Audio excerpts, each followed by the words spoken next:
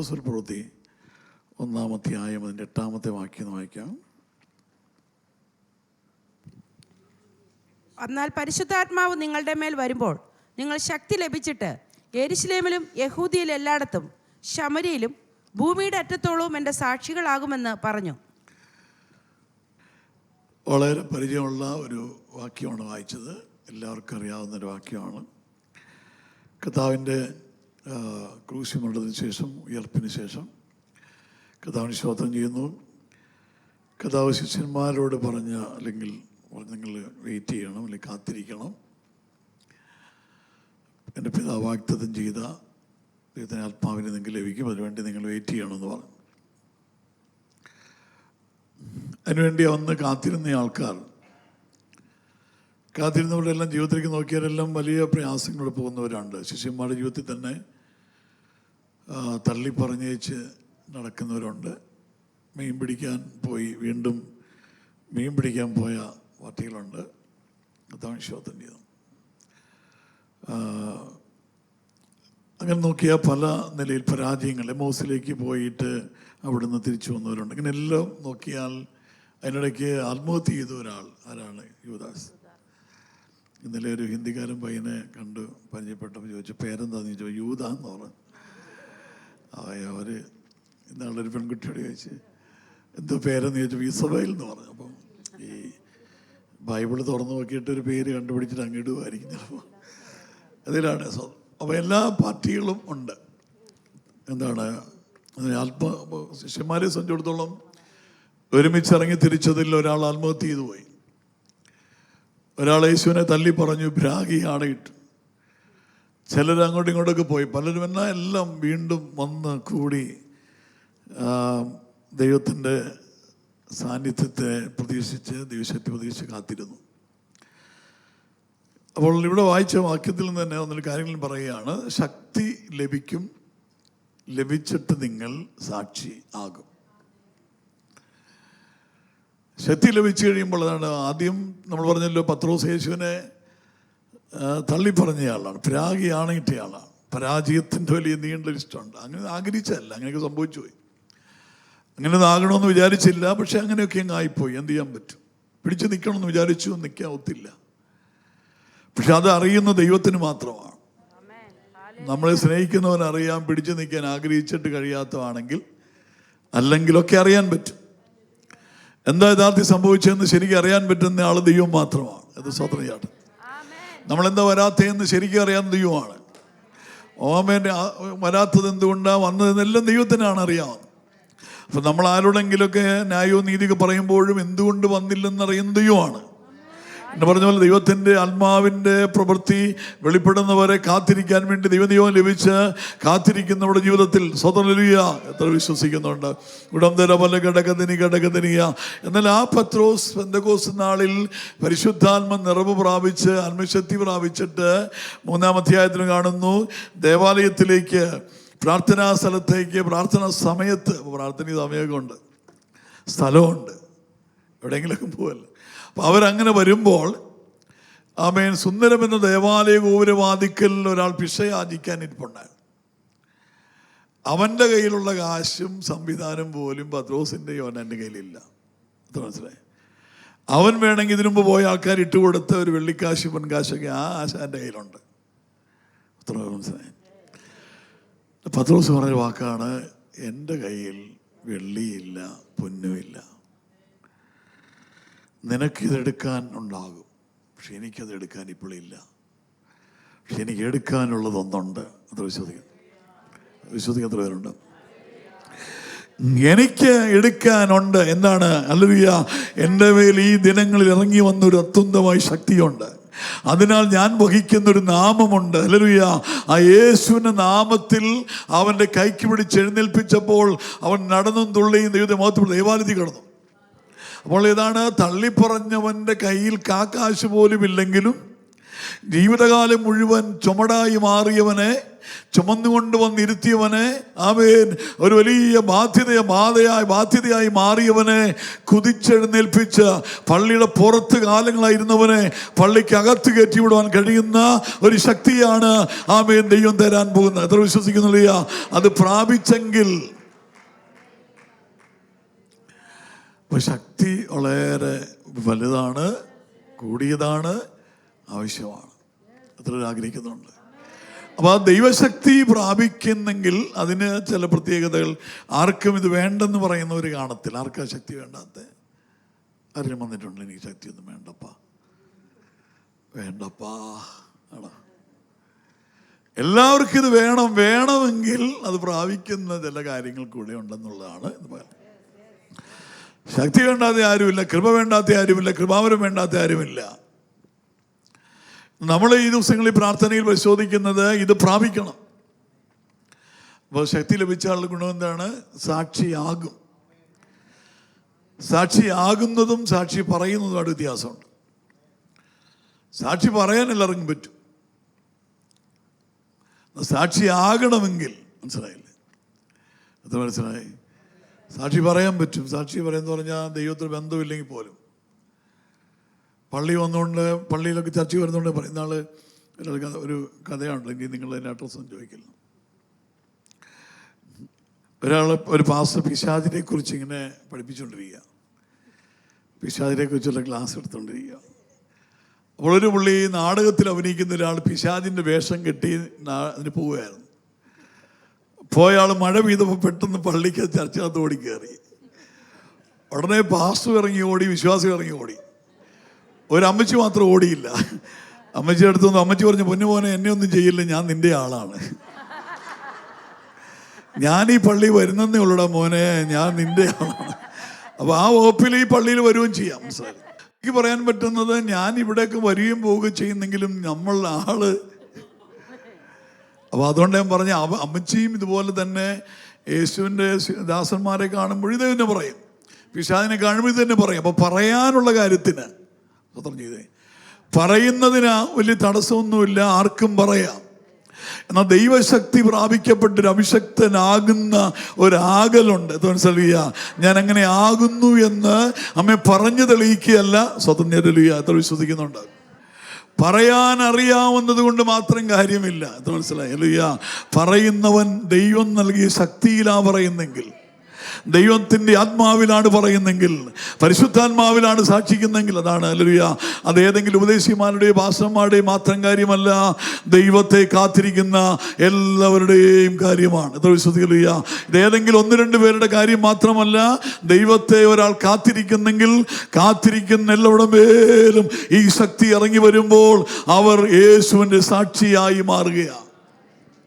അപ്പൊ ഞാൻ പറഞ്ഞു വരുന്നത് പറച്ചിലല്ല, പറഞ്ഞ് ഫലിപ്പിക്കുന്നതിലല്ല, ദൈവശക്തിയാൽ, പരിശുദ്ധാത്മ നിറവിനാൽ, വിശുദ്ധ ജീവിതത്താൽ സ്വതന്ത്രിയ യേശുവിൻ്റെ സാക്ഷിയായി മാറുവാൻ എത്ര പേർ ആഗ്രഹിക്കുന്നുണ്ട്? അപ്പോൾ അതിനുവേണ്ടി നമ്മൾ അലുയ ഇത് വേണ്ട എന്ന് പറയുന്ന ആരുമില്ല. വേണമെന്ന് പറയുന്നവർ മാത്രമേ നമ്മുടെ മധ്യത്തിലുള്ളൂ. എന്നാൽ ഇത് പ്രാപിക്കാതിരിക്കുന്നതിൻ്റെ പിന്നിൽ, ഇത് ലഭിക്കാതിരിക്കുന്നതിൻ്റെ പിന്നിൽ, ഇത് കിട്ടുന്നില്ലെങ്കിൽ അതിൻ്റെ പിന്നിൽ, ഇത് പ്രാപിക്കാൻ കഴിയുന്നില്ലെങ്കിൽ സ്വതന്ത്രിയ ഈ അളവ് എനിക്ക് ലഭിക്കുന്നില്ലല്ലോ എന്ന് ആരെങ്കിലും ഭാരപ്പെടുന്നെങ്കിൽ അവർ ശാന്തമായി പരിശോധിക്കേണ്ട ആവശ്യമുണ്ട്. ഇതാര് ആവശ്യപ്പെടുന്നു? ആവശ്യപ്പെടുന്നവർക്ക് ഇതിന് ആവശ്യമുണ്ട്. വെറുതെ ഇരിക്കട്ടെ ചില ശക്തി എന്ന് പറഞ്ഞല്ല ഇത് തരുന്നത്. ആർക്കെങ്കിലും ആവശ്യമുണ്ടെങ്കിലാണ് ഇത് കൊടുക്കുന്നത്. അത് വിശ്വസിക്കുന്നു. ചുമ്മാ എൻ്റെ കയ്യിൽ ഇരിക്കട്ടെ എന്ന് വിചാരിച്ച് അങ്ങനെ ഇരിക്കട്ടെ എന്ന് വിചാരിക്കുമ്പോൾ കിട്ടുന്നതല്ല. ഇത് ആഗ്രഹിക്കുന്ന, ദാഹിക്കുന്ന, ആവശ്യപ്പെടുന്ന, വിശക്കുന്ന, ഭാവിയിൽ ഉപയോഗം വരുന്ന, സാക്ഷിയാകാൻ ആഗ്രഹിക്കുന്ന, സാക്ഷിയാകാൻ ഉള്ളം കൊണ്ട് കൊതിക്കുന്ന നിങ്ങളുടെ മേൽ ഇറങ്ങി വരുന്നതാണ് ദൈവശക്തി. എത്ര വിശ്വസിക്കുന്നു? അവിടെ ദൈവത്തിന്റെ ആത്മാവ് ഇന്ന് പകൽക്കാലം ശാന്തമായി ഓർപ്പിക്കുന്നത് നിങ്ങളുടെ ഉള്ളിൽ ആമേൻ ഇത് വന്ന് ഇറങ്ങുമ്പോൾ, പ്രാപിക്കുമ്പോൾ അതിൻ്റെ മാറ്റങ്ങൾ ജീവിതത്തിൽ കാണും. ഇനി എബ്രായ ലേഖനം 11-ാം അധ്യായം എൻ്റെ 5-ാമത്തെ വാക്യം വായിക്കാമോ? വിശ്വാസത്താൽ ഹാനോക്ക് മരണം കാണാതെ എടുക്കപ്പെട്ടു. ദൈവം അവനെ എടുത്തുകൊണ്ടതിനാൽ കാണാതെയായി. അവൻ ദൈവത്തെ പ്രസാദിപ്പിച്ചുവെന്ന് അവൻ എടുക്കപ്പെട്ടതിന് മുമ്പേ സാക്ഷ്യം പ്രാപിച്ചു. ഇവിടെ ഒരാള് ദൈവത്തോട് കൂടെ നടന്ന ഒരു മനുഷ്യനെ കുറിച്ച് പറയുകയാണ്, ഹാനോക്കിനെ കുറിച്ച്. ഇങ്ങനെയാണ്, ദൈവത്തോട് കൂടെ നടന്നു എന്ന്. അല്ലെങ്കിൽ ആ വാക്യം ഒന്നര വായിക്കോ. വിശ്വാസത്താൽ ഹാനോക്ക് മരണം കാണാതെ എടുക്കപ്പെട്ടു. ദൈവം അവനെ എടുത്തുകൊണ്ടതിനാൽ കാണാതായി. അവൻ ദൈവത്തെ പ്രസാദിപ്പിച്ചുവെന്ന് അവൻ എടുക്കപ്പെട്ടതിന് മുമ്പേ എന്ത് ചെയ്തു എന്നാണ്? ദൈവത്തെ പ്രസാദിപ്പിച്ചു എന്ന് അവൻ എടുക്കപ്പെടുന്നതിന് മുമ്പേ സാക്ഷ്യം പ്രാപിച്ചു. ആരോടാ സാക്ഷ്യം പ്രാപിച്ചു? ദൈവം ഹാനോക്കിനോട് പറയുക. നിങ്ങൾ ആ രീതിയിൽ ചിന്തിച്ചു നോക്കി. ദൈവം ഹാനോക്കിനെ പറയും, നീ എന്നെ പ്രസാദിപ്പിച്ച് ജീവിക്കുന്നു, നിന്നെ ഞാൻ എടുക്കും. അപ്പോൾ സാക്ഷി എന്ന് പറഞ്ഞാൽ ഇവിടുത്തെ സാക്ഷി ദൈവം ഹാനോക്കിനോട് പറയുകയാണ്, നീ എന്നെ പ്രസാദിപ്പിച്ചു, ഞാൻ നിന്നെ എടുക്കും. എത്ര വിശ്വസിക്കുന്നുണ്ട്? നമ്മൾ മരിച്ചു കഴിഞ്ഞിട്ട് നാട്ടുകാരൊക്കെ വന്ന് പറയുന്നതല്ല, മരിക്കും മുമ്പ് ദൈവം പറയണം. നമ്മുടെ ആൾക്കാർ മരിച്ചു കഴിഞ്ഞ് എന്തൊക്കെയാണ് പറയുന്നത്? അതെല്ലാവരും ഒന്നാമത് ഈ പാസ്റ്റർമാരെ ആൾക്കാരൊക്കെ മാനിക്കാൻ വേണ്ടി തന്നെ വെറുതെ സമയം കൊടുക്കും. ഇന്നാളൊരാൾ പറഞ്ഞ് മരിച്ചു കിടക്കുന്ന അച്ചായനെ ഞാൻ ആദ്യമായിട്ട് കാണുമെന്ന്. ഈ സമയം കൊടുക്കുമ്പോൾ പറയുന്ന നുണയും വെടിയൊക്കെ ഭയങ്കരമാണ്. ആരും പറയുമോ ഈ മനുഷ്യൻ ഇപ്പോഴെങ്കിലും മരിച്ചല്ലോ? എന്തായാലും അതറിഞ്ഞപ്പോൾ തന്നെ എനിക്ക് വലിയ സന്തോഷം എന്നാലും പറയും. എല്ലാവർക്കും വലിയ ദുഃഖവും വേദനയും, അദ്ദേഹത്തിൻ്റെ വേർപാടിൽ എൻ്റെ ചങ്കുരി വയറ്റിച്ചാടി എന്നൊക്കെ പറയും. അതൊക്കെ പലതും സത്യമൊന്നുമല്ല. അത് പറഞ്ഞത് നല്ലതാണെങ്കിൽ പോലും എന്താ കാര്യം? പറയുന്നത് ശരിയാണെങ്കിൽ പോലും എന്താ പ്രയോജനം നമുക്ക്? മരിച്ചു കഴിഞ്ഞ് ആരൊക്കെ എന്തൊക്കെ പറഞ്ഞാലും എന്താ കാര്യം? മരണം കഴിഞ്ഞിട്ട് ആരല്ല, പണ്ടൊരു ബോഡി കൊണ്ടുവന്ന് ഇങ്ങനെ വെച്ചിട്ട് ഇങ്ങനെ പറഞ്ഞുകൊണ്ടിരിക്കുമ്പോൾ ഭാര്യയും മക്കളൊക്കെ ഇങ്ങനെ സൈഡിലിരിക്കുക. ഉടനെ പറഞ്ഞു, ഇദ്ദേഹത്തിൻ്റെ ആ സൗമ്യതയുള്ള ജീവിതവും ഇദ്ദേഹത്തിൻ്റെ ആ താഴ്മയും അതെല്ലാം ഞാൻ ഓർക്കുമ്പോൾ ആ കാൽച്ചൂടുകൾ പിന്തുടരണമെന്ന് പറഞ്ഞപ്പോൾ ഭാര്യയും മക്കൾ ചാടി എണീറ്റിട്ട് ഇയാളുടെ ബട്ടൺസ് ഉടുപ്പല്ല ഊരി ശവത്തിൻ്റെ. അവർ വിചാരിച്ച് കെട്ടിയവൻ ബോഡി മാറിപ്പോയി എന്ന് വിചാരിച്ചു. മോർച്ചറിയിൽ നിന്ന് എടുത്തുകൊണ്ട് വന്നപ്പോൾ വേറെ ആളോ ശവം എടുത്തുകൊണ്ട് വന്ന പോലെ അവർക്ക് തോന്നിയത്. പിടിയിട്ടില്ല. ഭാര്യയും മക്കളും കാലങ്ങൾ അനുഭവിക്കുന്ന ഈ മനുഷ്യൻ ദുരിതം പോയി കിട്ടിയില്ലോ എന്ന് ഓർത്തിരിക്കുമ്പോഴാണ് പറയുന്നത് കാഴ്ചയോട് എടുത്തു. മരിച്ചു കഴിഞ്ഞ് നാട്ടുകാരോ വീട്ടുകാരോ പള്ളിക്കാരോ പഞ്ചായത്തുകാരോ പാസ്റ്റർമാരോ പറയുന്നതല്ല നാം കേൾക്കേണ്ടത്. ഞാനും നിങ്ങളും മരിക്കും മുമ്പേ, എത്ര മനസ്സിലായില്ല, മരിക്കും മുമ്പേ നമുക്ക് കേൾക്കാൻ കഴിയുന്നൊരു സാക്ഷ്യമുണ്ട്. നിന്റെ ജീവിതം എനിക്ക് പ്രസാദമാണ്. അത് വേറെ ആരും പറഞ്ഞ് കേൾക്കുന്നതല്ല. അതാണ് അപ്പൻ പ്രത്യാശയുള്ളവനായിരുന്നു, അമ്മ പ്രത്യാശയോടെ മരിച്ചു. എൻ്റെ അമ്മ ഭയങ്കര പ്രത്യാശയുള്ളവളായിരുന്നു, എൻ്റെ അപ്പൻ വലിയ പ്രത്യാശയുള്ളവരായിരുന്നൊക്കെ മക്കൾ പലപ്പോഴും സാക്ഷിക്കുകയും പലരും പറയുമ്പോൾ നമുക്ക് മനസ്സിലാക്കാൻ കഴിയുന്നത് അവരവരുടെ ദൈവത്തോടുള്ള ബന്ധത്തിൽ ശബ്ദം കേൾക്കുന്ന കാതുണ്ടായി. സ്വതന്ത്രം എല്ലാവരും കുറ്റം പറയുന്നത് ഡീസൻ്റായിട്ട് കേൾക്കും. നിത്യതയിൽ പോകുമെന്നുണ്ടെങ്കിൽ, സ്വർഗരാജ്യത്തിലെത്തുമെന്ന് വല്ല ഉറപ്പുണ്ടെങ്കിൽ ഈ ശബ്ദം കേട്ടിരിക്കും. ആത്മാവോട് പരിശുദ്ധാത്മാവിൽ നമ്മളിത് കേൾക്കും. അത്ര വിശ്വസിക്കുന്നുണ്ട്. അപ്പോൾ ഈ പ്രാർത്ഥനയിൽ നമ്മൾ ഉദ്ദേശിക്കുന്ന പ്രധാനമായിട്ട് ആമേൻ, ദൈവത്തെ പ്രസാദിപ്പിക്കാൻ നമ്മൾ എന്തിനാണ് ഈ ശക്തി ചോദിക്കുന്നത്? എന്തിനാണ് ശക്തി എന്ന് പറയുന്നത്? എന്നെ എൻ്റെ ദൈവം വിളിച്ചാൽ ആ വിളി എനിക്ക് കേൾക്കാൻ പറ്റുന്ന, എൻ്റെ ദൈവത്തെ എനിക്ക് പ്രസാദിപ്പിക്കാൻ പറ്റുന്ന, എൻ്റെ ദൈവത്തിന് ഞാൻ പ്രസാദമായി മാറുന്ന. അത്ര വിശ്വസിക്കുന്ന. ഹല്ലേലൂയ. എൻ്റെ ജീവിതം, ഹല്ലേലൂയ.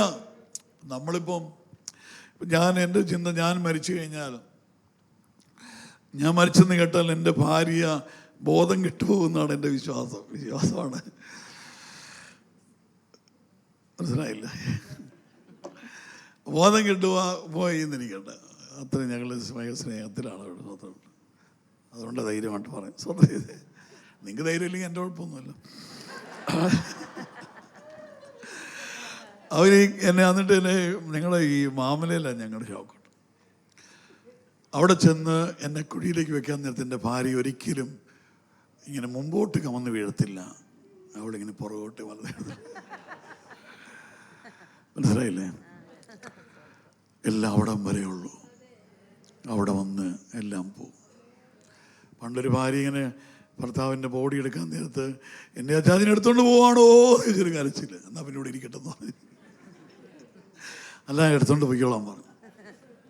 മനസ്സിലായില്ല? നിങ്ങൾക്ക് മനസ്സിലായെന്ന് വിചാരിക്കുന്നു. ഈ ശാന്തമായിട്ട് വലിയ കാര്യങ്ങളൊന്നുമല്ല നിങ്ങൾ കേൾക്കുന്നത്. പക്ഷേ ഈ ഉണർവ്, മാറ്റം, വ്യത്യാസം, ശക്തീകരണമെന്ന് പറയുന്ന കൂട്ടത്തിൽ ഈ ഒരു ചുരുക്കമായൊരായുസ്, തുച്ഛമായൊരായുസ്, ചെറിയൊരു ജീവിതം, ആര് എപ്പോൾ എവിടെ നമുക്കറിയില്ല. ഇവിടെ തന്നെ എത്രയോ പേർ, നമ്മുടെ ദേവസ്വന്മാരുൾപ്പെടെ എത്രയോ പേർ നിത്യതയിലെത്തി. എൻ്റെ ദിവസം, നിങ്ങളുടെ ദിവസം എപ്പോഴൊന്നും അറിയത്തില്ല. പക്ഷെ നമ്മുടെ സാക്ഷ്യം കേൾക്കണം. എന്ത്?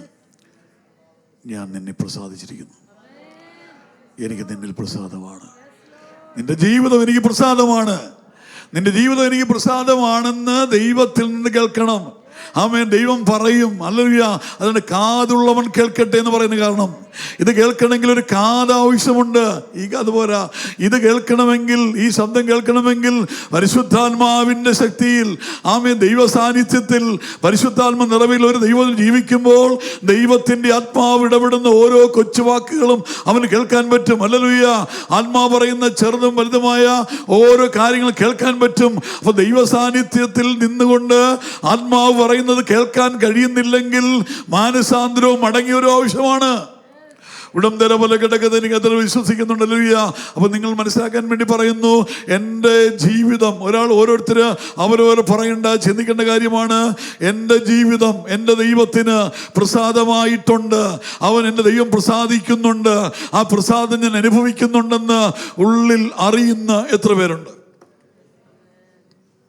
സ്വതന്ത്രം. ജഡാഭിലാഷം ആത്മാവിനും ആത്മാഭിലാഷം ജഡത്തിനും വിരോധമായിരിക്കുന്നു.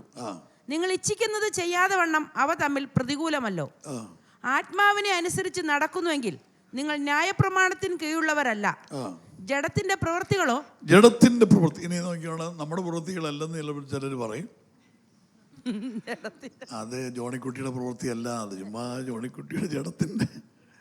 അത് തന്നെ പറഞ്ഞു, രണ്ടും ഒന്ന് തന്നെയാണ്.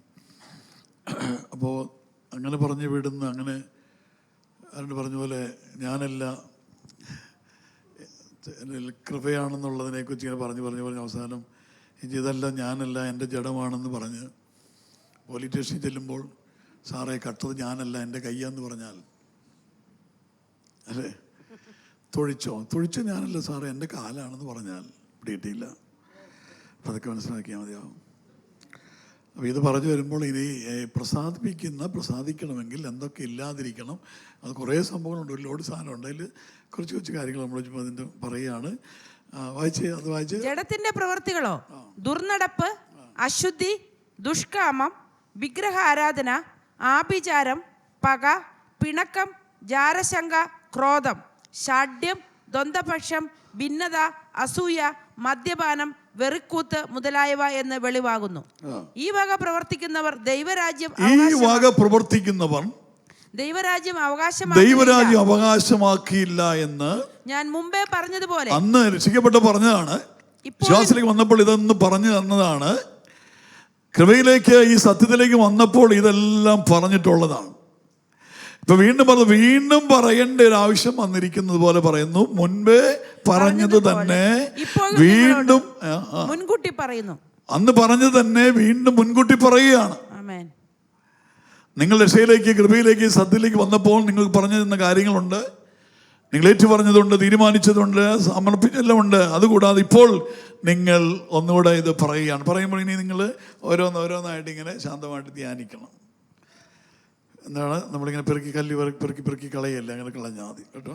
ഒന്നും ഇല്ലെന്ന് അറിയുമ്പോൾ, ഞാൻ ഇന്നാൾ കഴിഞ്ഞ പ്രാവശ്യം വന്ന് പറഞ്ഞ പോലെ, നമ്മളിപ്പോൾ ബ്ലഡ് ടെസ്റ്റ്, ബ്ലഡ് ടെസ്റ്റ് ചെയ്യാനായിട്ട് പോയി കഴിഞ്ഞാൽ, ഞാൻ മിക്കവാറും 6 മാസം കൂടുമ്പോൾ ചെയ്യും. കാരണം അത് പണ്ടൊരു പാസ് എന്നോട് പറഞ്ഞു, ഞാൻ 40 ദിവസം പാസ്സരിക്കുകയായിരുന്നു, 5-6 പ്രാവശ്യം എഴുതും. അന്ന് ഒരു പാസ് പറഞ്ഞു, എടോ താൻ ഇനി 40 ഇരുന്നാൽ തൻ്റെ 2 കിഡ്നി അടിച്ചു പോകുമെന്ന് പറഞ്ഞു. ഞാൻ പറഞ്ഞു 2 കിഡ്നി തൂക്കിയിട്ടത് എന്ത് കാണിക്കാനാ, കൃപയില്ലെങ്കിൽ. ഇപ്പം ഞാനത് പിന്നെ എല്ലാ 6 മാസം കൂടുമ്പോൾ എൻ്റെ കിഡ്നി ഫങ്ഷൻ നോക്കും. ഇതുവരെയും കുഴപ്പമില്ലാതെ അവിടെ ഇരിപ്പുണ്ട്. സ്വതന്ത്രം 2 കിഡ്നി ആണെന്ന് പറഞ്ഞാൽ എന്ത് കിട്ടാൻ മനസ്സിലായില്ല. സോദരം. അപ്പോൾ അന്നേരം ഈ ബ്ലഡ് ഇതെല്ലാം ടെസ്റ്റ് ചെയ്ത് കഴിയുമ്പോൾ മൊത്തം നോക്കി കഴിയുമ്പോൾ 10,000 രൂപയ്ക്ക് ആവും. 6,000 രൂപയുടെ ഇതെല്ലാം കഴിഞ്ഞിട്ട് വന്ന് നമ്മൾ ടെസ്റ്റ് ചെയ്യുമ്പോൾ അല്ല കഴിഞ്ഞ റിസൾട്ട് കിട്ടുമ്പോൾ നമ്മൾ നോക്കുമ്പോൾ എല്ലാം നോർമലാണ്. ഒന്നുമില്ല, കൊളസ്ട്രോളും ഇല്ല, ഷുഗറും ഇല്ല, ഒന്നുമില്ല. 10,000 രൂപ കൊണ്ട് കളഞ്ഞല്ലോ എന്നോർത്ത് വേദനിക്കുന്ന എത്ര പേരുണ്ട്. ഇച്ചിരി ഷുഗറും ഇല്ല, കാശ് പോയി. അങ്ങനെ ഓക്കെ ആയിട്ട് എല്ലാം റെഡിമണി മുണ്ടക്കയും 6 മണി കോട്ടയം എന്ന് പറയുന്ന ആൾക്കാർ ഇതിനകത്ത് കാണും. നിങ്ങൾ അനങ്ങാതെ ഇരുന്നോണം. പുറകെ നിങ്ങളൊരു കുഴപ്പമില്ലാതെ നിങ്ങളെല്ലാം സൂപ്പറായിട്ടിരിക്കുന്നതുകൊണ്ട് നിങ്ങൾ അനങ്ങാതിരിക്കണം. പറ്റുമെങ്കിൽ നിങ്ങളൊന്ന് മയങ്ങിക്കും. ബാക്കിയുള്ളവർ ഇത് കേൾക്കേണ്ടതില്ല, അസുഖമുള്ളവർ കേട്ടാൽ മതി.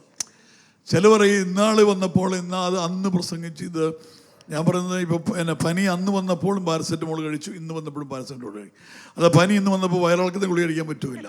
പനി എപ്പോൾ വന്നാലും ഇതേ കഴിക്കാൻ പറ്റില്ല. സ്വതന്ത്ര ചെയ്ത്. അപ്പം അതുകൊണ്ട് ഇതൊക്കെ കേട്ടു എന്ന ചിന്തയല്ല. എൻ്റെ ജീവിതത്തിൽ ദൈവപ്രസാദത്തിന് തടസ്സമായി എന്തെങ്കിലും ഉണ്ടോ? ആമേൻ. ദൈവരാജ്യം അവകാശമാക്കാതെ പോകാനുള്ള ഏതെങ്കിലും കാരണങ്ങൾ ജീവിതത്തിലുണ്ടോ എന്ന് പരിശോധിക്കാൻ വേണ്ടിയാണ്. അപ്പോൾ എന്താണ് ദുർനടപ്പ്? ദുർനടപ്പ് എന്ന് പറഞ്ഞാൽ എന്താണ്? പണ്ടൊക്കെ ഇങ്ങനെയാണ്. മുടിയൻ പുത്രൻ്റെ കൂട്ട് നമ്മൾ എല്ലാം മേടിച്ച് പൈസയാക്കി ഇങ്ങനെ പോയി, അവനിങ്ങനെ നാടും വീടും വിട്ട് പോയി എല്ലാം തിന്ന് ചെലവഴിച്ച് എല്ലാം നശിപ്പിച്ചിട്ട് ഒത്തിരി പാടുപെട്ട തിരിച്ചു വന്ന്. ഇപ്പം അങ്ങനെയൊന്നും പോകണ്ട. ദുർനടപ്പെന്ന് പറഞ്ഞാൽ ഇപ്പം അങ്ങനെ എങ്ങും പോകണ്ട. നമ്മൾ വെറുതെ ഇരുന്നിട്ട് ഈ മൊബൈൽ ഓൺ ചെയ്യുക, എന്നിട്ട് ഈ വിരലിൽ ഉപയോഗിച്ചാൽ മതി. തോണ്ടി നിന്നെ നരകത്തിൽ കൊണ്ടെത്തിക്കാൻ പറ്റും. അപ്പോൾ തന്നെ നിന്നെ സ്വർഗത്തിലെത്തിക്കാൻ പറ്റും. അതിനും വിരൽ മതി. ആത്മീയമായി ഗുണകരമായി ആശ്വാസം കിട്ടുന്ന പ്രയോജനമുള്ള പല കാര്യം ഇതിനകത്തുണ്ട്. നന്മയായി മാറിയ അനുഗ്രഹമായി മാറിയ പല കാര്യങ്ങളും ഇതിനകത്തുണ്ട്. മനസ്സിലായി? അതില്ലെന്നല്ല ഞാൻ പറഞ്ഞത്. പക്ഷേ ഇതിനപ്പുറത്തേക്ക് കേൾക്കുന്ന, കാതുകൊണ്ട് കേൾക്കുന്ന, കണ്ണുകൊണ്ട് കാണുന്ന, ഹല്ലേലൂയ, ആമേൻ, ചെവി കൊണ്ട്, ഇതെല്ലാം ശ്രദ്ധിക്കണം. അതുകൊണ്ടാണ് പറഞ്ഞത് ദുർനടപ്പെന്ന് പറയുമ്പോൾ ഏതാണ്ട് അങ്ങ് തെരുവിൽ പോയി അവിടെ ചെന്ന് ഇവിടെ ചെന്ന് എന്തോ കാട്ടിക്കൂട്ടുന്ന കാര്യത്തെക്കുറിച്ചാണ് വിചാരിക്കുന്നത്. നിന്റെ കയ്യിലിരിക്കുന്ന കാര്യം പറയുന്നത്. സ്വതം ചെയ്തേ. കയ്യിലിരുന്ന് നോക്കിക്കൊണ്ടിരിക്കുന്ന, കണ്ടോണ്ടിരിക്കുന്ന, കേട്ടോണ്ടിരിക്കുന്ന, ചിന്തിക്കുന്ന, പിന്നെ ആരുടെങ്കിലും എന്തെങ്കിലും കേട്ട ഉടനെ അയച്ചുകൊണ്ടിരിക്കുകയല്ലേ, എന്നിട്ട് രസിക്കുമല്ലേ. അപ്പൊ ഇതിൻ്റെ എല്ലാം പേരെന്താണെന്ന് നിങ്ങൾ വിചാരിക്കുന്നത്? സ്വതന്ത്രം പറഞ്ഞ് അത് ഞാനെപ്പോഴും പറയുന്നതാണ്. ഈ ഒത്തിരി ആപ്പുകളൊക്കെ ഇതിനകത്തുണ്ട്. അതൊക്കെ ഒത്തിരി ഉപകാരമാണ്. പക്ഷെ ചർച്ചിൽ അത് ഉപകാരമില്ല. മനസ്സിലായില്ലേ? ആത്മീയതയ്ക്ക് അതൊരു ഉപകാരമല്ല. ആകെയുള്ള ഉപകാരം ഈ പാട്ടിവിടെ കാണിക്കാൻ പറ്റും, പിന്നെ വാക്യങ്ങൾ കാണിക്കാൻ പറ്റും. അതിൽ കൂടി ഒരു ആപ്പും ദൈവസഭയ്ക്ക് പ്രയോജനപ്പെട്ടിട്ടില്ല. അന്നും മാനസാന്തരം, ഇന്നും മാനസാന്തരം. അന്നും കാത്തിരിക്കണം, ഇന്നും കാത്തിരിക്കണം. അന്നും കണ്ണീരൊഴുക്കണം, ഇന്നും കണ്ണീരൊഴുക്കണം. അന്ന് മുട്ടുമടക്കി, ഇന്നും മുട്ടുമടക്കണം. അന്ന് വാ വിട്ട് നിലവിളിച്ചു, ഇന്നും വാ വിട്ട് നിലവിളിക്കണം. അന്ന് ഏറ്റു പറഞ്ഞു, ഇന്നും ഏറ്റു പറയണം. മറ്റേ പരിപാടി ഇന്നാളെ എൻ്റെ വീട്ടിൽ രാത്രി 11 മണിക്ക് ഒരു എലി കയറി വന്നു. ഉപദേശിയെ കാണാൻ വേണ്ടി വന്നതല്ല, അതിൽ പാസ് ചെയ്തു. അപ്പോൾ എൻ്റെ ഭാര്യ എലിയെ ഭയങ്കര പേടിയാണ്. ഭാര്യ പെട്ടെന്ന് ഒച്ചയുണ്ടാക്കി. പിന്നെ മോള് രാത്രി 11 മണിയായി. മോള് പെട്ടെന്ന് മൊബൈലടിച്ചപ്പോൾ 11:30 ആയപ്പോഴത്തേക്കും എലിപ്പെട്ടി വീട്ടിൽ വന്നു. അതാണ് ഇത്ര കാലം. പണ്ട് എലിപ്പെട്ടി മേടിക്കണ അങ്ങാവും ആ കട തപ്പി പോണ്ടേ. ഇപ്പം ഒന്നും വേണ്ട, ഒരടി ദേവൊന്നും എലിപ്പെട്ടി. അതേ ബില്ലടിച്ച് ഗേറ്റ് തുറന്ന് പെട്ടി കൊണ്ടുവന്ന് രാത്രി എലിയെ പിടിച്ചു. അതിനൊക്കെ ആപ്പുണ്ട്. ഇതിനൊരു ആപ്പുമില്ല. നിന്നെ പിടിക്കാൻ ആ കൈ തന്നെ വേണം. ദൈവത്തിൻ്റെ കൈ തന്നെ വേണം. എത്ര വിശ്വസിക്കുന്നു? വേറെ ഒരു വഴിയില്ല. എല്ലാവരും പ്രാർത്ഥനയോടെ ഇരുന്നുണ്ട്. ഹല്ലേലൂയ. അതുകൊണ്ട് ദൈവമക്കളെ സ്തോത്രം. ഹല്ലേലൂയ. അപ്പോൾ ശാന്തമായി പരിശോധിക്കണം. എൻ്റെ ദൈവം എന്നെ നോക്കി, ഞാൻ നിന്നിൽ പ്രസാദിക്കുന്നു, ആമേൻ എന്ന് ദൈവത്തിൻ്റെ ശബ്ദം കേൾക്കാൻ, ആമേൻ, ദൈവരാജ്യം നിത്യത അനുഭവമാക്കുവാൻ, ഇന്ന് വിടച്ച് ഇവിടെ മരിച്ച എൻ്റെ ആത്മനിത്യതയെ കാണാൻ എനിക്ക് എന്തൊക്കെ വേണമെന്നുള്ളത് പരിശോധിക്കുമ്പോൾ ശാന്തമായി എൻ്റെ കേൾവി, എൻ്റെ കാഴ്ച, എൻ്റെ ചിന്ത, ഞാൻ ശ്രദ്ധിക്കുന്നത്, ഞാൻ നോക്കുന്നത്. സ്വന്തം ചെയ്തേ. ഒത്തിരി പേരൊന്നും ഇല്ലാത്ത അങ്ങനത്തെ ആൾക്കാർ കാണത്തില്ല. 1-2 പേരെ കാണത്തുള്ളൂ. അവരോട് പറയണ്ടേ സ്വത്രം. ബാക്കി എല്ലാവരും അങ്ങ് എല്ലാം കഴിഞ്ഞ റെഡി ആയിട്ടുള്ള ആൾക്കാർ കാണും. പക്ഷെ 1-2 പേരെങ്കിലും ഇങ്ങനകത്ത് കാണും. അവരോട് ദൈവത്തിന് പ്രത്യേക സ്നേഹമുണ്ട്. പക്ഷേ നമ്മൾ പള്ളിയും അതും ഇതെല്ലാം വിട്ട് ദൈവത്തെ സേവിക്കുക, ഇതിനെല്ലാം വേണ്ടി ഇറങ്ങി തിരിച്ചു. കർത്താവിനോട് വേർതിരിച്ചതെല്ലാം സഹിച്ചിട്ട് നിത്യതയില്ലാതെ പോയാൽ, സ്വർഗത്തിൽ പോയില്ലെങ്കിൽ എന്തുണ്ടായാലും എന്ത് കാര്യം? എത്ര സഭ നടത്തിയാൽ എന്ത് കാര്യം? എത്ര സഭ തുടങ്ങിയാൽ എന്ത് കാര്യം? ഞാൻ ഈ ദിവസങ്ങളിൽ എനിക്ക് ഓസ്ട്രേലിയയിൽ പോയപ്പോൾ ശരിക്കും ഒരു ശാരീരിക പ്രയാസം ഒക്കെ ഉണ്ടായ ഒരു ദിവസം. പെട്ടെന്ന് ഇങ്ങനെ ഭയങ്കര പറ്റുകയാണ്. എനിക്ക് തോന്നി നമ്മളങ്ങ് പോകണത് പോലെയൊക്കെ തോന്നി. അപ്പോൾ ഞാനിങ്ങനെ ഒത്തിരി പരിശോധിച്ച്, ദൈവമേ എന്തെങ്കിലും അങ്ങനെ പോയാൽ തടസ്സം വല്ലതും ഉണ്ടോ? ഇങ്ങനെ ഒത്തിരി കാര്യങ്ങൾ ശോധന ചെയ്തു. മനസ്സിലാക്കിയപ്പോൾ എനിക്കിതിൻ്റെ വലിയ വില മനസ്സിലായപ്പോൾ ഞാൻ പിന്നെ കൂടുതൽ ഇതിനെ ചിന്തിക്കാൻ തുടങ്ങി. അത് മനസ്സിലായി. സുവിശേഷ വേല എന്ന് പറഞ്ഞിട്ടോ പാസ്റ്റർ എന്ന് പറഞ്ഞിട്ടോ വിശ്വാസി എന്ന് പറഞ്ഞിട്ടൊന്നും കാര്യമില്ല. എൻ്റെ ദൈവത്തിൽ നിന്ന് കേൾക്കുകയും അവർ പ്രാപിക്കുകയും ആ സമാധി ജീവിക്കുകയും കഴിയുന്നതാണ് നമ്മുടെ ഭാഗ്യം. അവർക്കാണ് ഈ ശക്തി കിട്ടുന്നത്, അവർക്കാണ് ഈ തീ ഇറങ്ങുന്നത്, അവർക്കാണ് ആത്മാവിനെ ലഭിക്കുന്നത്, അവരെയാണ് ഉപയോഗിക്കുന്നത്, അവരാണ് സാക്ഷിയായി മാറുന്നത്. എത്ര പേർ ആഗ്രഹിക്കുന്നുണ്ട്? അവരാണ് ഈ സാക്ഷിയായി മാറുന്നത്. ഹല്ലേലൂയ. അങ്ങനെയാണെങ്കിൽ അതിനോട് ബന്ധപ്പെട്ട് സാക്ഷ്യത്തോട് ബന്ധപ്പെട്ട കാര്യമാണ് ഓർപ്പിക്കുന്നത്. അപ്പോൾ എന്താണ്? നമുക്ക് ദൈവം പ്രസാദിക്കുന്നുള്ളതിൻ്റെ ഒരു തെളിവാണ്. ദുർനടപ്പ് അങ്ങനെയൊന്നുമില്ല. പിന്നെന്താണ് അടുത്തത്? അശുദ്ധി. ഒരു വിശുദ്ധനും ഈ പട്ടണത്തിൽ ഇല്ലെങ്കിലും ഒരു അശുദ്ധനെ ദൈവത്തിന് ആവശ്യമില്ല. ഉണ്ടോ? ഈ പട്ടണത്തിൽ പ്രസംഗിക്കാനായിട്ട് ഒരു വിശുദ്ധനുമില്ല, മുഴുവൻ അശുദ്ധന്മാരാ. ദൈവം പറയുന്ന 3-4 അശുദ്ധന്മാരെ വിട്ടു തരണം. നമ്മുടെ വീട്ടിലെ കെട്ടിടത്തിൻ്റെ പണിക്കൊക്കെ മലയാളി പണിക്കാരില്ലെങ്കിൽ ഹിന്ദിക്കാർ സഹോദരന്മാരെ വിട്ടു തന്നേക്കെന്ന് പറയത്തില്ലേ?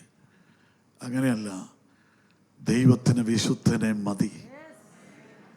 എത്ര ആഗ്രഹിക്കുന്നു. അതുകൊണ്ടാണ് ഒത്തിരി പേര് ഇതൊക്കെ ആഗ്രഹിച്ചിട്ടും ഒത്തിരി പേരൊക്കെ ഇതിനെ വേണ്ടി ചിന്തിച്ചിട്ടും ശ്രമിച്ചിട്ടൊന്നും ആമേൻ അവരാഗ്രഹിച്ച പോലെ ഒന്നും ആകാത്തതിൻ്റെ പിന്നിലെ കാരണങ്ങൾ ഇത് ദൈവത്തിന് വേണ്ടാഞ്ഞിട്ടല്ല, ദൈവം ഇങ്ങനെ നിർബന്ധിക്കുകയാണ്. ആത്മാവിങ്ങനെ കൊതിക്കുകയാണ്, ആത്മാവിങ്ങനെ ഓരോരുത്തരും നിർബന്ധിക്കുകയാണ്. ഹല്ലേലൂയ. എന്നാൽ ഇത് പകരാൻ ഇപ്പം ഇവിടെ യോഗം കഴിഞ്ഞ് പോകുന്നവർക്കെല്ലാം ഒരു 5 ലക്ഷം രൂപ വെച്ച് എബി പാസ്റ്റർ തന്നു വിടുമെന്നിരിക്കട്ടെ. അപ്പോൾ ഒരാൾ പറയുക, പാസ്റ്റർ 10 ലക്ഷം രൂപ തന്നു, മേടിക്കാൻ കവറൊന്നുമില്ല, ബാഗും കൊണ്ടുപോയില്ല, കവറും കൊണ്ടുപോയില്ല, സഞ്ചിയില്ല. ഞാൻ മേടിച്ചില്ല, കാരണം സഞ്ചി ഇല്ലാതെ എങ്ങനെ മേടിക്കാൻ? അത് തന്നെയാണ് ഒരു സത്യം നമ്മുടെ ഇടയിൽ നടക്കുന്നത്. സഞ്ചിയില്ല. ഇവിടെ ഓരോ ദിവസവും ആത്മാവിനെ ലോഡ് ചെയ്യുന്ന വണ്ടി വന്ന് കിടക്കുക. പെട്രോൾ ടാങ്കിൽ അല്ലെങ്കിൽ ടാങ്കർ വന്ന് കിടക്കുന്ന പോലെ ആത്മാവിൻ്റെ വണ്ടി വന്ന് കിടക്കുക. അത്ര വിശ്വസിക്കും.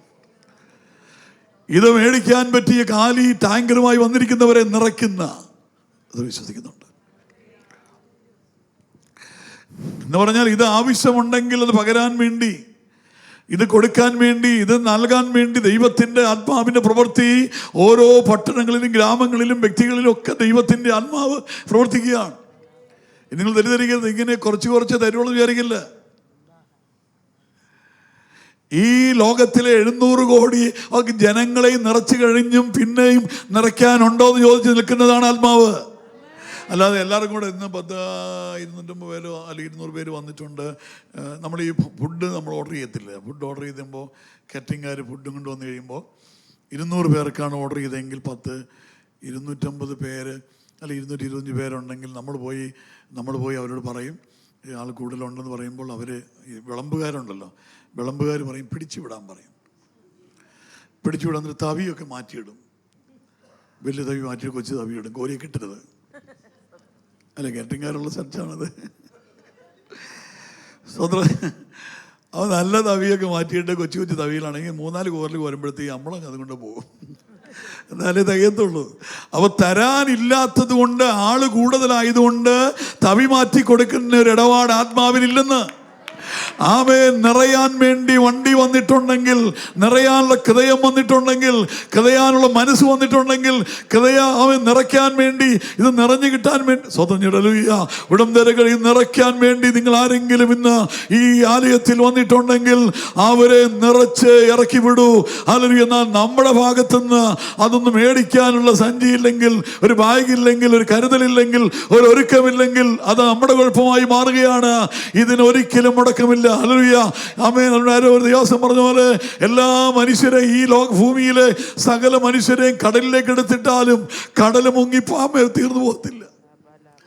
കടലിങ്ങനെ കയറി കയറി വരികയല്ലാതെ, ആമേൻ, അങ്ങോട്ട് ഇറങ്ങും തോറും കടലിങ്ങനെ കുറച്ച് കരയിലേക്ക് കൂടി വരുമല്ലാതെ കടല് പറ്റിപ്പോകത്തില്ല. ആത്മാവ് ക്ഷാമമുള്ളതല്ല, ആത്മാവ് കുറവുള്ളതല്ല, ആത്മാവ് ഇച്ചിരി ഇച്ചിരി നൽകുന്നതല്ല. ആവശ്യക്കാരന്റെ പാത്രത്തിന്റെ ലെവൽ അനുസരിച്ച് സ്വതന്ത്രം ചെയ്യാം. ഹല്ലേലൂയ. അതുകൊണ്ടാണ് എലീശ പറഞ്ഞു, നിന്റെ ആത്മാവിന്റെ ഇരട്ടി പങ്കെന്റെ മേൽ വരുമാറാകട്ടെ. അത് അവൻ ഏലിയാവ് പറഞ്ഞു, അത് ഇച്ചിരി ബുദ്ധിമുട്ടാണ്, അത്രയ്ക്ക് വലിയ പാത്രം കൊണ്ട് വന്നിട്ടുണ്ടെങ്കിൽ കിട്ടുമെന്നാണ് പറഞ്ഞതിന്റെ അർത്ഥം. ഹല്ലേലൂയ. അങ്ങനെ ഉണ്ടെങ്കിൽ, അങ്ങനെ ഉള്ളവന്റെ മേൽ നിറയ്ക്കുന്ന ആത്മാവാണ്. ഹല്ലേലൂയ. അതുകൊണ്ടാണ് ഞാൻ ഇതിങ്ങനെ പറയുമ്പോൾ നിങ്ങൾ മനസ്സിലാക്കണം, നമ്മൾ എന്തുകൊണ്ടാണ് നമ്മൾ ഇത്രയും ആഗ്രഹിച്ചിട്ടും ഓടി നടന്നിട്ടും ഇതെല്ലാം ചെയ്തിട്ടും എന്തുകൊണ്ട് കിട്ടുന്നില്ല എന്ന് ചോദിച്ചാൽ അതിന് പറയുന്നു, വേറൊന്നുമല്ല, വലിയ കാര്യങ്ങളൊന്നുമില്ല. എൻ്റെ പാത്രം, എൻ്റെ മനസ്സ്, എൻ്റെ ഹൃദയം, എൻ്റെ ജീവിതം, എൻ്റെ ചിന്തകൾ, എൻ്റെ ഓർമ്മകൾ, എൻ്റെ നിരൂപണങ്ങൾ, എൻ്റെ വിചാരങ്ങളിൽ എനിക്ക് ഒരു കഴുകൽ പ്രാപിച്ചിട്ട് ഒരു കഴുകപ്പെട്ട പാത്രം കൊണ്ടുവരണം. ഇപ്പം എൻ്റെ കൈയെല്ലാം ഇങ്ങനെ പരിക്കളെല്ലാം ബാധിച്ച് പൊട്ടി പഴുപ്പൊക്കെ ഇങ്ങനെ വന്ന് ഞാൻ വീട്ടിലിരിക്കുക എന്നിരിക്കട്ടെ, ഇങ്ങനെ വരല്ലേ ദൈവമേ. അന്നേരം നമ്മുടെ എബി പാസ്റ്റും ദീപയും കൂടെ കാണാൻ വേണ്ടി വന്നു. ഒരു ഓമൈ കേക്ക്, അറിയത്തില്ല, അടിപൊളി കേക്കാണ്. ഒരു ഓമൈ കേക്ക് മേടിച്ചുകൊണ്ട് എൻ്റെ വീട്ടിൽ വരിക. അപ്പോൾ ഞാനത് മേടിച്ചിട്ട് പെട്ടെന്ന് പാസ്റ്റുള്ള സമയത്ത് ഞാൻ അതെല്ലാം കൂടെ ഇങ്ങനെ കിള്ളിപ്പൊളിച്ചിട്ട് താലിച്ച് വലിച്ച് പറിച്ച് പൊട്ടിച്ചിട്ട് എൻ്റെ ഈ കൈ കൊണ്ട് എബി പാസ്റ്റർക്കും ദീപയ്ക്കും കൂടെ കൊടുത്താൽ കഴിയുമോ? ജോണിക്കുട്ടി പാസ്റ്റർ ഇഷ്ടമുണ്ട്, കേക്ക് ഓമൈ കേക്കുമാണ്. പക്ഷെ കൈ ശരിയല്ല, കിട്ടിയില്ല. കൈ മലിനമാണെങ്കിൽ ഏത് കുഞ്ഞിട്ട് ജോണിക്കുട്ടിയല്ല ഏത് കുട്ടിയായിട്ടും കാര്യമില്ല. മനസ്സിലായില്ലേ? വിലയുള്ളതാണ് പ്രാർത്ഥന, വിലയുള്ളതാണ് ആത്മാവ്, വിലയുള്ളതാണ്. ഇതെല്ലാം തരാൻ ദൈവത്തിന് കഴിവുണ്ട്, ശക്തിയുണ്ട്, എല്ലാം ഉണ്ട്. പക്ഷെ നിനക്കിത് വേണമെങ്കിൽ കൈ, മനസ്സ്, വ്രണം, അഴുക്ക് മാറ്റണം. അതിനാണ് വാസപ്രാർത്ഥന, അതിനാണ് നമ്മൾ കാത്തിരിക്കുന്നത്. വെറുതെ അല്ല, അതിനു വേണ്ടിയാണ് നമ്മൾ ഇരുത്തിയേക്കുന്നത്. ഒരുങ്ങാൻ വേണ്ടിയാണ്. അടുത്തെന്താണ്? ദുഷ്കാമം. അപ്പൊ ഞാൻ ആദ്യം പറഞ്ഞ മനസ്സിലായാലും, ഒരു വിശുദ്ധനും ഇല്ലെങ്കിലും ഒരു അശുദ്ധന് ദൈവത്തിന് വേണ്ട. ആരും ഇല്ലാത്തതുകൊണ്ട് ഞാൻ അങ്ങനെയൊന്നും എഴുതിനകത്ത് ആവശ്യമില്ല. കർത്താവിന് സ്തോത്രം. ഇതിന് ദൈവം വേണ്ടത് വിശുദ്ധനെയാണ് ആഗ്രഹിക്കുന്ന. അടുത്തതെന്താണ്? അടുത്തത് ദുഷ്കാമം. ഇതെല്ലാം പറയുമ്പോൾ നിങ്ങൾക്ക് നിങ്ങളെയും നിങ്ങളുടെ സ്വഭാവത്തെയും നിങ്ങളുടെ പ്രവൃത്തികളെയും നിങ്ങൾക്ക് മനസ്സിലാവും. നിങ്ങൾ എവിടെയെല്ലാം അസ്വസ്ഥനാക്കുന്നുണ്ട്, ബുദ്ധിമുട്ടിക്കുന്നുണ്ട് നിങ്ങളുടെ എല്ലാ ജീവിതത്തിൽ എപ്പോൾ. അത് ഉദാഹരണത്തിന് ഭക്ഷണം പോലും, അതെ, ഭക്ഷണം. നമ്മൾ ഭക്ഷണം ഒരു ദിവസം രാവിലെ ഒരു ഹോട്ടലിൽ പോയി ഒരു കുറേ മേടിച്ച്, എല്ലാം പോരട്ടെ എന്ന് പറഞ്ഞ് പോന്നു, എല്ലാം അടിച്ച് അതെല്ലാം കഴിച്ച് കുറേ ബാക്കിയും വെച്ച് കഴിച്ചു. പിന്നെ വൈകുന്നേരം വേറെ ഹോട്ടലിൽ കയറി, അവിടെ നിന്ന് കുറേ മേടിച്ചങ്ങ് അടിച്ച് അതിലതും ബാക്കി വെച്ച് പോകാം. അപ്പം നിങ്ങൾ വിചാരിക്കും ഭക്ഷണമല്ലേ എന്ന് വിചാരിക്കും. ഭക്ഷണമല്ലേ, നമ്മുടെ കൈ കാശുണ്ടായിട്ടല്ലേ എന്ന് വിചാരിക്കുകയാണെങ്കിൽ തന്നെ ഞാൻ പറയുകയാണ്, അത് നിൻ്റെ മനസ്സിനൊരു അസ്വസ്ഥത തരുന്നെങ്കിൽ പിടിയില്ല. ഇത് രാവിലെ കഴിച്ചാൽ മതി, അത് വൈകിട്ട് കഴിക്കേണ്ട കാര്യമില്ലായിരുന്നു എന്ന് തോന്നിയാൽ അതിനകത്തുണ്ടൊരു പാവം. പിടിയില്ല. ശരിയല്ലെന്നുള്ളതിൻ്റെ ഒരു അടയാളം നിൻ്റെ അകത്ത് വെളിപ്പെടും. സ്വതന്ത്രം ചെയ്ത് ശരിയായില്ലല്ലോ എന്ന് മനസ്സിൽ തോന്നിക്കും. അപ്പം ഭക്ഷണം കഴിക്കുന്നിടത്ത് പോലും പരിശോധിക്കേണ്ടതായ കാര്യങ്ങൾ വരാം, പരിശോധിക്കേണ്ടതായിട്ടുണ്ടാകും. എൻ്റെ മാത്രം കാര്യമായി ഞാൻ ചിന്തിക്കുന്ന കാര്യങ്ങൾ, ഇതിനകത്തൊക്കെ ഒത്തിരി കാര്യങ്ങളുണ്ട്. അതുകൊണ്ടാണ് ശാന്തമോടെ എല്ലാവരും പരിശോധിക്കാൻ വേണ്ടി പറയുന്നു. നിങ്ങളിങ്ങനെ പരിശോധിക്കുമ്പോൾ അത് പാപമാണോ, ഇത് പാപമാണോ, ഇത് പാപമാണോ ചോദിക്കുമ്പോൾ മനസ്സിനെയോ മനസാക്ഷിയോ ചിന്തയോ പ്രാർത്ഥനയ്ക്ക് തടസ്സമോ ഏകാഗ്രതയോ ദൈവത്തോടുള്ള പ്രാഗൽഭ്യത്തിന് മങ്ങലേൽക്കുന്ന എന്തെങ്കിലും ഇടപാട് നിന്റെ ജീവിതത്തിലുണ്ടെങ്കിൽ സ്വതന്ത്രം പറ. ആത്മീയ ഏകാഗ്രതയെ കെടുത്തുന്ന, പ്രാർത്ഥനാന്തരീക്ഷത്തിന് തടസ്സം സൃഷ്ടിക്കുന്ന എന്തെങ്കിലും കാര്യങ്ങൾ ജീവിതത്തിലുണ്ടോ എന്നാണ് പരിശോധിക്കേണ്ടത്. ദൈവത്തെ പ്രസാദിപ്പിക്കുന്നവൻ എപ്പോഴും, ഹല്ലേലൂയ, ദൈവം എല്ലാ കാര്യത്തിലും അവൻ്റെ വിശുദ്ധിയിൽ, ഭക്തിയിൽ നിയന്ത്രിക്കപ്പെടുകയാണ്. എല്ലാവരും സ്വതന്ത്രം. ഹല്ലേലൂയ. നിങ്ങൾ അങ്ങനെയൊന്നുമില്ല എന്നുള്ളത് കൊണ്ട്, ദൈവത്തെ സ്തുതിക്കുന്നതുകൊണ്ട്, ദൈവമക്കളെ, ഏത് കാര്യവും ദൈവത്തിൻ്റെ ആത്മാവ് നിൻ്റെ ഉള്ളിൽ നിന്നെ അസ്വസ്ഥപ്പെടുത്തുന്നുണ്ടോ എന്ന് പരിശോധിച്ചുകൊണ്ടിരിക്കേണ്ട ആവശ്യമുണ്ട്. അടുത്ത വായിച്ച വിഗ്രഹാരാധന. അപ്പൊ വേദോസത്തിൽ ഇത് എഴുതി വെക്കണമെങ്കിൽ അത് പ്രശ്നമായതുകൊണ്ടല്ലേ അല്ലേ? ഇത് ശരിയല്ലെന്ന് പറയണമെങ്കിൽ വചനത്തിൽ ശരിയല്ലാത്തൊരു കാര്യം പറഞ്ഞാൽ നമുക്ക് ശരിയല്ലെന്ന് മനസ്സിലാക്കുന്നതിന് തടസ്സം വല്ലതും ഉണ്ടോ? ഇല്ല. ഉണ്ടോ? വചനത്തിൽ ശരിയല്ലാത്തൊരു കാര്യം പറഞ്ഞാൽ നമുക്ക് ശരിയല്ല. സ്വത്രം. അടുത്ത് വായിച്ചു. വിഗ്രഹാരാധന എന്ന് പറഞ്ഞാൽ എന്തുവാ? നമ്മളാരും അന്യ ദൈവങ്ങളെ അടുത്ത് പോകുന്നൊന്നുമില്ല. വേറെ വിഗ്രഹങ്ങളൊന്നുമില്ല. വീട്ടിൽ ആരും വീട്ടിൽ വിഗ്രഹമുണ്ടോ? ഇല്ല. വിഗ്രഹങ്ങൾ നമ്മൾ മേടിക്കത്തില്ല. വിഗ്രഹങ്ങളൊന്നും നമ്മുടെ വീട്ടിലില്ല. ഒന്നുമില്ല. ആരുടെയും വീട്ടിലുണ്ടോ? ഇല്ല.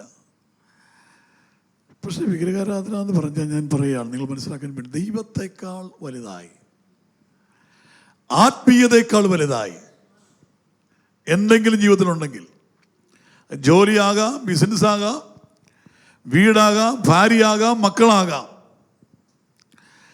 ഇനി എന്തുമാകാം, ഇനി ശുശ്രൂഷയ്ക്ക് വരെ അങ്ങനെ നോക്കിയാൽ പ്രസംഗത്തിന് പോലും ഉണ്ട് അതിനകത്ത്.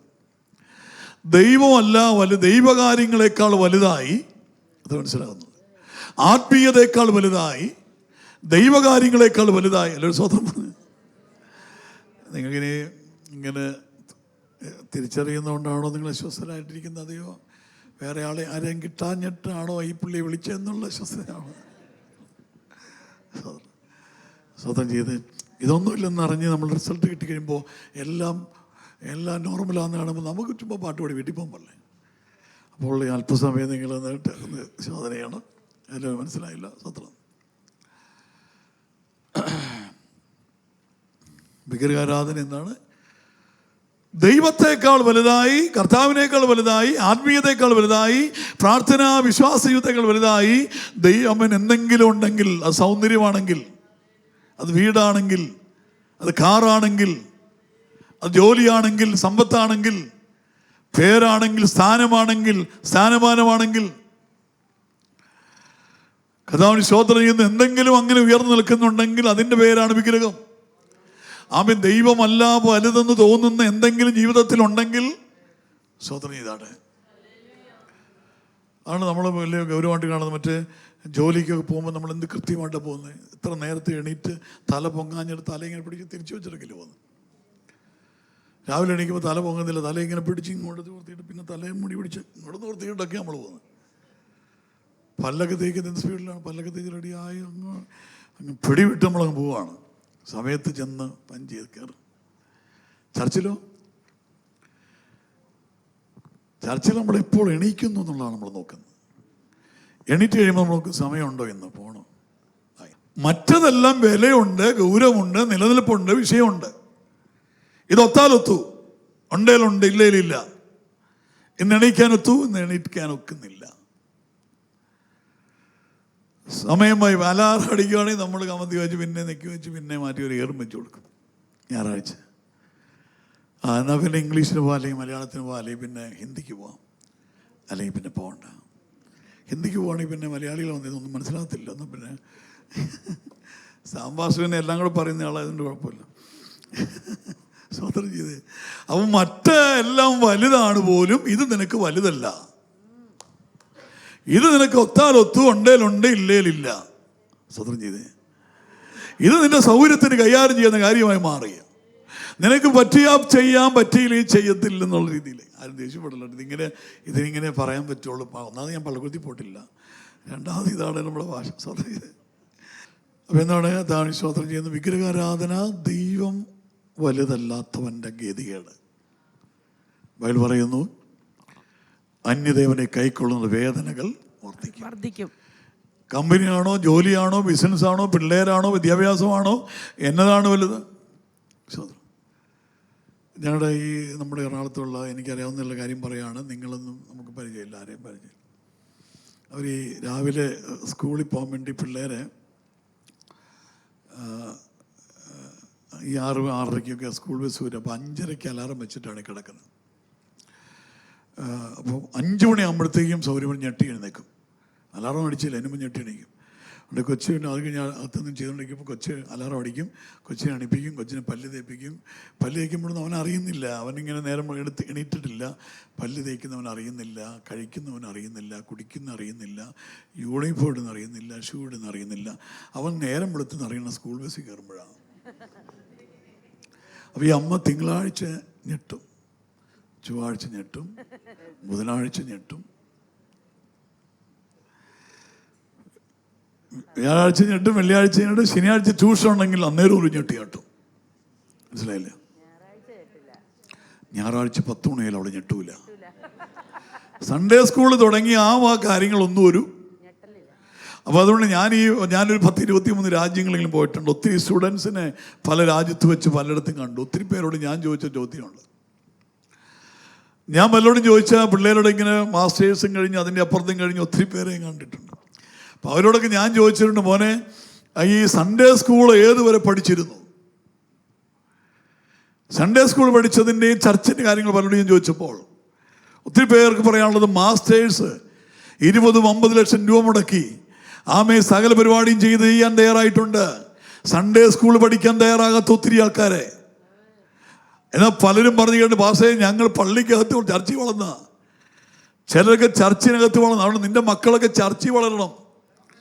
സ്വതന്ത്രം ചെയ്തേ, ചർച്ചിനകത്ത് വളരണം, ആലയത്തിൽ വളരണം. അപ്പം നമ്മൾ പിള്ളേരെ അതിനെല്ലാം കരാട്ട പഠിക്കാനൊക്കെ വിടുക ആൾക്കാർ. പഠിപ്പിക്കേണ്ടി വരും. എൻ്റെ അടിവയറ് നോക്കിയൊരു ചവിട്ട് തരുമോ? അത് ഇന്നാൾ ഒരാൾ പ്രാർത്ഥിക്കാൻ വേണ്ടി വന്ന ചെറുക്കൻ ഇങ്ങനെ വയറ്റി ചവിട്ടി വാസ് എന്ത് പറ്റി? അവൻ സ്വപ്നം കണ്ട. അപ്പം ഞാൻ ചോദിച്ചു, കരാട്ട പഠിക്കാനെങ്ങനെ പോകുന്നുണ്ടോ? ഉണ്ട് വാസേ. ചവിട്ട് മേടിക്കേണ്ടി വരും. അപ്പോൾ സൺഡേ സ്കൂളും കുട്ടികളുടെ ക്യാമ്പിനൊന്നും 10 പൈസ, ചിലർക്ക് പൈസ ഇല്ല. 3 പിള്ളേർക്ക് വേണ്ടിയൊക്കെ ക്യാമ്പിന് വിട്ട് എത്ര രൂപയാവും? ബാക്കി എല്ലാത്തിനും കാശാണ്. ഞാൻ ദേഷ്യപ്പെടില്ല കേട്ടോ. അപ്പം ദൈവത്തെക്കാൾ വലുതായി നീ ബാക്കി എല്ലാത്തിനും വിലയുണ്ട്, പണമുണ്ട്, സമയമുണ്ട്, എല്ലാം ചെയ്യും. ജോലിയായാലും എന്തിനു വേണ്ടി ഏത് രാത്രിയും ഏത് മഴയും എല്ലാം ഒന്നും തടസ്സമില്ല. മഴയോ കാലാവസ്ഥയോ ഒന്നും ബാധകമല്ല. അതിനെല്ലാം മറികടക്കാനുള്ള മനസ്സുണ്ട്. എന്നാൽ ദൈവകാര്യം വരുമ്പോൾ, ആത്മീയം വരുമ്പോൾ, ചർച്ച വരുമ്പോൾ, ആത്മീയ കാര്യത്തിലേക്ക് വരുമ്പോൾ ഇതിനെല്ലാം 100 കാരണങ്ങൾ കണ്ടുപിടിക്കും. ഓർക്കണം, ദൈവത്തെക്കാൾ വലുത് നിനക്ക് മറ്റെന്തോ ആണെങ്കിൽ നിന്റെ അവസ്ഥ എന്താണ്? നീ ഒരു വിഗ്രഹാരാധിയാണ്. സ്വതന്ത്രം ചെയ്ത് നിങ്ങൾ അങ്ങനെ കട്ടിക്ക് വിഗ്രഹാരാധന പറഞ്ഞ് വിചാരിക്കില്ല. നമ്മൾ പരിശോധിക്കാൻ വേണ്ടിയാണ്. ഇതിനേക്കാൾ വലിയ നമ്മൾ പിള്ളേരെല്ലാം ഈ വാരി ചർച്ചും ഇതെല്ലാം മുടക്കി പഠിപ്പിച്ച് ഉരുട്ടി കയറ്റി എവിടെയെങ്കിലും വിടും. അവസാനം അവിടെ എല്ലാം ചെന്ന് പിള്ളേർ അവർക്കും പറ്റുന്നില്ല, അവർക്കും കഴിയുന്നില്ല, അവിടെയും വഴി തുറക്കുന്നില്ല. ഒരുത്തൻ എന്നോട് ഒരുത്തൻ PhD കഴിഞ്ഞ് അപ്പുറം എല്ലാം കഴിഞ്ഞ് എല്ലാം കഴിഞ്ഞ് എന്നിട്ട് സൺഡേ സ്കൂളൊന്നും പഠിച്ചിട്ടൊന്നുമില്ലെങ്കിൽ എല്ലാം പഠിച്ചു നോക്കി. ഞാൻ ചോദിച്ചു, മോനെ ഇപ്പം എന്താ ജോലി? കാനഡയിൽ വെച്ച് ചോദിച്ചപ്പോൾ പറയുക, അപ്പോൾ അങ്കിൾ അത് അണ്ടർ വാട്ടർ സെറാമിക് ടെക്നീഷ്യനാണ് എന്ന് പറഞ്ഞാൽ ഒരു ചെറിയ റെസ്റ്റോറൻറ്റിൽ പ്ലേറ്റ് കഴുകുകയാണ് PhD. സെറാമിക് എന്ന് പറഞ്ഞാൽ പ്ലേറ്റ്. അല്ല, അവൻ പറഞ്ഞ കാര്യം ഞാൻ പറഞ്ഞതേ ഉള്ളൂ. അപ്പം ശ്രദ്ധിച്ചവിടെ ദൈവം വലുതല്ലാതെ നീ എന്തൊക്കെ വലുതാക്കിയാലും അവിടെ എല്ലാം അതിൻ്റെ മുറിവുകൾ, അതിൻ്റെ വേദനകൾ, അതിൻ്റെ ഇല്ലായ്മകൾ, അതിൻ്റെ തോൽവികൾ, തല ഉയരുന്ന തല കുനിക്കലുകൾ. മനസ്സിലായില്ല? അതുകൊണ്ട് ദൈവത്തെ നീ മുൻനിർത്തിയാൽ, എത്ര വിശ്വസിക്കുന്നുണ്ട്? അത് നിന്നെ ഉയർത്തുന്ന കരമായി മാറുകയാണ്. നിന്റെ തലമുറ ഉയർത്തുന്ന കരമായി മാറുകയാണ്. അവിടെ സാധ്യതകൾ അനന്തമാണ്. എത്ര വിശ്വസിക്കുന്നില്ല? അതുകൊണ്ടാണ് ഞാൻ വീണ്ടും എടുത്ത് പറയുന്നു, പലർക്കും ദൈവം വലുതല്ല, സഭ വലുതല്ല, ആരാധന വലുതല്ല, അതിനുവേണ്ടി ചെലവിടുന്ന കാര്യം വലുതല്ല. വേറെ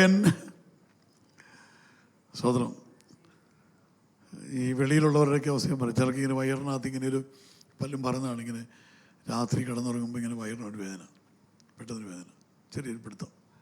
ഉടനെ ഈ കമ്പ്യൂട്ടറിൽ കയറി ഗൂഗിളിൽ കയറി അടിച്ചു നോക്കുമ്പോൾ അതിനകത്തിട്ടേക്കുന്നെല്ലാം ഭീകരമായ പടങ്ങളാണ്. കുടലക്കൂരി വഴി കിടക്കുന്ന പടം. അപ്പോൾ അവർ രാത്രി മുഴുവൻ എടുത്ത് ഇതിനേക്ക് ഉള്ളിലേക്ക് തള്ളി അവിടെയൊക്കെ എന്ന് പറഞ്ഞാൽ വെളിയിലൊക്കെ ഈ ഹോസ്പിറ്റലിൽ അപ്പോയിൻമെൻറ്റ് കിട്ടണമെങ്കിൽ 1-ാം ചരമവാർഷികത്തിനൊക്കെയാണ്. അതുകൊണ്ട് അവർ നേരെ ഇങ്ങോട്ട് വരും, 2 ലക്ഷം ഒക്കെ മുടക്കി. ഞാനിവിടെ വന്ന് എത്ര പേരെ ആശുപത്രി കൊണ്ടേക്ക് പറയാം, അതിന് ഗ്യാസാണെന്നും പറഞ്ഞ് കയറിപ്പോയിട്ടുണ്ട്. അപ്പോൾ അതിനെല്ലാം മനസ്സിലായില്ലേ. എന്നിട്ട് ഇങ്ങനെ ഒരാളിൻ്റെ ഒരു വേദന ഇങ്ങനെ വന്നോട്ടെ ഭാര്യയെ ഇങ്ങനെ ഒന്ന് നോക്കി. ഭാര്യ കൂർക്കം വലിച്ചെടുത്ത് തുടങ്ങുമ്പോൾ പുള്ളി ഇനി ഒത്തിരി നാൾ കാണാൻ പറ്റത്തില്ലെന്ന് വിചാരിച്ച് പുതപ്പൊക്കെ എടുത്തങ്ങ് കയറ്റി വെച്ച് പിള്ളേരെല്ലാം നോക്കി കുറച്ചേരം ഇങ്ങനെ ഇരുന്നു. കുറച്ച് കഴിഞ്ഞപ്പോൾ ആ ഗ്യാസ് അങ്ങ് മാറി. അതെല്ലാം വലിയ കേസാണ്, അതെല്ലാം വലിയ കാര്യമാണ്. സ്വതന്ത്രം നല്ലൊരു. അപ്പോൾ ഇതെല്ലാം ഞാൻ പറഞ്ഞത് ഈ കുഞ്ഞുങ്ങളുടെ കാര്യത്തിലും പറയുകയാണ്. അപ്പോൾ ഇത്രയും ദിവസം രാത്രി ഞെട്ടുകയും പൈസ കൊടുക്കുകയും ചെയ്യുന്നവർക്ക് ഇനി ചില ചർച്ചകളൊക്കെ കുട്ടികളിങ്ങനെ വന്ന് സാക്ഷ്യം പറയാൻ വേണ്ടി ഫ്രണ്ടിൽ നിൽക്കും. ചെറിയ ചെറിയ വലിയ ചർച്ചകളൊന്നും എളുപ്പമല്ല. പിള്ളേർ വന്നിങ്ങനെ സാക്ഷ്യം പറയാൻ നിൽക്കുമ്പോൾ അമ്മമാരെ ഈ മ്യൂസിക് ടീച്ചറിൻ്റെ കൂട്ടാ കൊച്ചമ്മയുടെ നേരെ നോക്കുന്നതിന് അമ്മ ഈ ഹോവ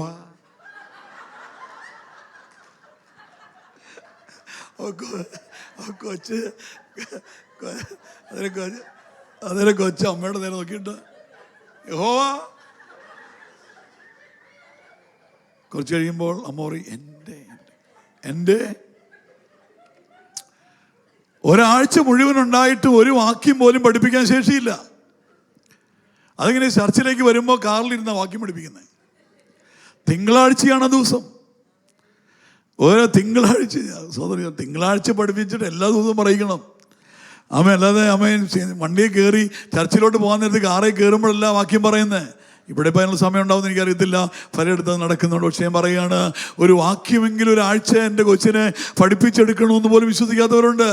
അപ്പോൾ അതൊന്നും വലുതല്ല, മറ്റേത് വലുതാണ്. പഠിക്കാനും പഠിപ്പിക്കാനും അതിനും കൊടുക്കാനും കൊണ്ടിടക്കാനും ഒക്കെ ഭയങ്കര സാധ്യതകളാണ്. പക്ഷേ ഈ കാര്യം ചെറുതാണെങ്കിൽ നീ മറ്റേത് ഭാഗം വലുതാക്കിയാലും അതിൻ്റെ പേര് വിഗ്രഹാരാധന എന്നാണ്, അതിൻ്റെ ഫലം വേദന എന്നാണ്. ഈ ദൈവശക്തിയും ദൈവാനുഗ്രഹവും പ്രാപിക്കുന്ന പാത്രം എടുപ്പാക്കാനുള്ള കാര്യം പറയുന്നു. വായിച്ചെടുത്ത് അടുത്ത് ആഭിചാരം എന്ന് പറയുന്നത് എന്തുവാ? ഒരുത്തൻ പണിയുന്ന പാരയ്ക്ക് പറയുന്ന പേരാണ് ആഭിചാരം. നമ്മൾ പണ്ട് അവിടെ കൊണ്ട് കാശ് കൊടുത്ത് മറ്റവനെ കൊണ്ട് ജയിക്കുമായിരുന്നു പലരും, നമ്മളും ചെയ്തിട്ടില്ല. പക്ഷെ ഇപ്പോൾ അതെല്ലാം നമ്മൾ തന്നെ നേരിട്ടങ്ങ് ചെയ്യുവാണ്. ബ്രിട്ടീഷ് മറ്റൊരുത്തിനെ ദ്രോഹിക്കുന്ന എന്തെങ്കിലും ചിന്തയോ പ്രവൃത്തിയോ ഉണ്ടെങ്കിൽ, വേറൊരുത്തിന് ദ്രോഹമോ ദോഷമോ വരുന്ന കാര്യമുണ്ടെങ്കിൽ, മറ്റൊരുത്തൻ്റെ മനസ്സിനെ വേദനിപ്പിക്കുന്ന ഭാരപ്പെടുന്ന കാര്യമുണ്ടെങ്കിൽ അതിൻ്റെ പേരിതാണ്. അവർ ചെയ്യുന്നില്ല ഒരാളെ നശിപ്പിക്കാൻ വേണ്ടിയല്ലേ, ഒരാളെ നശിക്കാൻ വേണ്ടിയല്ലേ, ഒരുവൻ്റെ വഴി അടയാൻ വേണ്ടിയല്ലേ, ഒരുവന് ലഭിക്കേണ്ട അവസരം നശിപ്പിക്കാൻ വേണ്ടിയല്ലേ, അവൻ്റെ കുടുംബവും ഗതി പിടിക്കാതിരിക്കാൻ വേണ്ടിയല്ലേ. അങ്ങനെയാണെങ്കിൽ എൻ്റെ വാക്കുകൊണ്ട് ഒരുവനെ താങ്ങുന്നില്ലെങ്കിൽ, എൻ്റെ വാക്കുകൊണ്ട് ഒരുവനെ ഉണർത്തുന്നില്ലെങ്കിൽ, ഒരാൾക്ക് ഉപകാരമായി വരുന്നില്ലെങ്കിൽ, ആർക്കെങ്കിലും ദോഷമോ ദ്രോഹമോ ആമേൻ സ്വതന്ത്രം ചെയ്താട്ട്. നീ ദൈവത്തെ ഭയപ്പെടുന്നവനാണ് കോഴിമുട്ടെ ഭയപ്പെടുന്നത്. തമ്പുരാനെ ഭയപ്പെടുന്നവനെ കോഴിമുട്ടെ പിടിക്കുന്നത്. ചില അതൊക്കെ വലിയ കാര്യമാണ്. അന്ധവിശ്വാസത്തിന് പൂരം ഇറക്കും. നമ്മുടെ ഒരാളുണ്ടായിരുന്നു ഞങ്ങളുടെ ചർച്ചിൽ, ഒരു ഡോക്ടറാണ്. നിങ്ങൾ ഇനി ഒന്നും വിചാരിച്ചാലും കുഴപ്പമൊന്നുമില്ല. വിചാരിച്ചപ്പോൾ എന്നെ പറ്റും. എന്നെ പെട്ടെന്ന് ഒരു ദിവസം വിളിക്കും, ജോണിക്കുട്ടി പാസ് വേഗം വരണം. നമ്മൾ ഓടി വിളിച്ചില്ല, വലിയ ഗേറ്റൊക്കെയാണ്. പാസേ നീ കിടക്കുന്ന കണ്ടോ? എന്ത് നോക്ക് പാസേ? ഇല്ല, ഒന്നും കാണുന്നില്ല. നീ ഒരു ചെത്തിപ്പൂ കിടക്കുന്നത്. പോയി ചാവാൻ പറഞ്ഞത്. ഞാൻ പെട്ടെന്ന് അതിങ്ങെടുത്ത് ഞാൻ പറഞ്ഞു, ഇവിടുന്ന് കാറ്റടിച്ചു വന്നാൽ ഞാൻ ഇങ്ങനെയുള്ള ഭയങ്ങളാണ് പലർക്കും. ദൈവഭയമുള്ളവനെ, പാപം ചെയ്യാൻ ഭയപ്പെടുന്നവനെ ഈ ലോകത്തിൽ ഒരു പിശാചിനും ഒരു ആഭിചാരത്തിനും ഒരു പൈശാചികത്തിനെ തൊടാൻ പറ്റത്തില്ല. നിന്റെ 5 അയലക്കത്ത് വരാൻ പറ്റത്തില്ല. എത്ര വിശ്വസിക്കുന്നില്ല. പക്ഷേ നീ അശുദ്ധനാണെങ്കിൽ, പ്രാഗൽഭ്യമില്ലാത്തവനാണെങ്കിൽ, പാപത്തിൽ മുങ്ങിക്കിടക്കുവാണെങ്കിൽ, പിശാചിന് നിന്റെ മേൽ ഇടമുണ്ടെങ്കിൽ പിശാച് കയറും. നീ ആത്മീയ ശക്തി പ്രാപിച്ച പരിശുദ്ധാത്മന്റെ തീ നിന്നിലുണ്ടെങ്കിൽ സ്വന്തം ചെയ്ത്. പിന്നീട് ഒരിക്കലും ഒരു ദിവസം ഇതുപോലെ ഒരു കല്ല് ഇവിടെ നിന്നോ ഒരു മിറ്റില് വന്ന് കിടക്കുക. എവിടെ നിന്ന് ആരും ഇറങ്ങി എങ്ങനെ വന്ന് കിടക്കുക. എന്നിട്ട് എന്നെ വിളിച്ചു. നമ്മൾ സമയമില്ല, ആ സമയത്ത് ഓടിച്ചില്ല. ദേ കണ്ടോ വാസ കിടക്കുന്ന. എന്ത് കല്ല്? ഇവിടെ എങ്ങനെ കല്ലില്ലായിരുന്നു വാസേ? ഞാൻ പിന്നെ കല്ലെടുത്ത് വലിയ ഏറ് വെച്ച് കൊടുത്തു. ഞാൻ പറഞ്ഞു, ഈ ഒരു മനസ്സ് പാപത്തോട് ബന്ധത്തിലുണ്ടായിരുന്നെങ്കിൽ, നിന്റെ പാപ സ്വഭാവത്തോട് ബന്ധത്തിൽ ഈ ഒരു ചിന്ത നിനക്കുണ്ടായിരുന്നെങ്കിൽ, ഈ ഒരു ശ്രദ്ധ നിനക്കുണ്ടായിരുന്നെങ്കിൽ, മനസ്സിലായില്ലേ? ഇതുപോലെ നീ ഇങ്ങനെ ഒരു പൂ പോലും കണ്ടുപിടിക്കുന്നവൻ, ഒരു മിറ്റിൽ കണ്ടുപിടിക്കുന്നു, അത് അങ്ങനെ എവിടെ വരാൻ എന്താ സാധ്യത? നിന്റെ സ്വഭാവം അനുസരിച്ച് മാറിയിരുന്നെങ്കിൽ. ദേഷ്യപ്പെട്ട ദൈവങ്ങളെ നിങ്ങൾ സ്വത്രം പറഞ്ഞ്, ഞാൻ പറഞ്ഞ 2-3 പേരെ ഈ പ്രസംഗം കേൾക്കാൻ പറ്റിയിട്ട് ഇവിടെ വന്നിട്ടുള്ളത് ഞാൻ പറഞ്ഞില്ലേ? ബാക്കിയുള്ളവരൊക്കെ സ്വത്രം പറഞ്ഞിരിക്കേണ്ടവരാണ്. അവർ മാത്രം ശാന്തമായിട്ട് ഇരിപ്പുണ്ടെങ്കിൽ പേടിക്കൊന്നും വേണ്ട. അപ്പോൾ മനസ്സിലാക്കണം, ഈ മാതിരി അന്ധവിശ്വാസങ്ങളും അല്ലാത്ത ഭയങ്ങളും ആദ്യം ഇതെല്ലാം മനസ്സിൽ കയറ്റിയിട്ട്, ഹല്ലേലൂയ, അതിനോട് പറഞ്ഞ ആഭിചാരം എന്നൊക്കെ പറയുന്നത് മറ്റൊരുവന് ഗുണമല്ലാത്ത, ദ്രോഹമാകുന്ന, മാനിക്കാത്ത, സ്നേഹിക്കാത്ത, സന്തോഷിപ്പിക്കാത്ത. സ്വത്രം ചിലരിങ്ങനെ ദൈവത്തിൽ നിന്നൊക്കെ ഇങ്ങനെ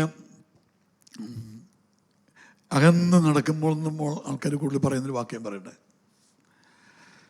ദൈവത്തുള്ള ബന്ധത്തിന് മങ്ങലേറ്റ് കഴിയുമ്പോൾ ആൾക്കാർ കൂടുതൽ പറഞ്ഞ് ഞാൻ കേട്ടേക്കുന്ന ഇതാണ്: ഞാൻ വേറെ ആരെയും കണ്ടിറങ്ങിയതല്ല, ഞാൻ ദൈവത്തെ കണ്ടിറങ്ങിയതാണ്,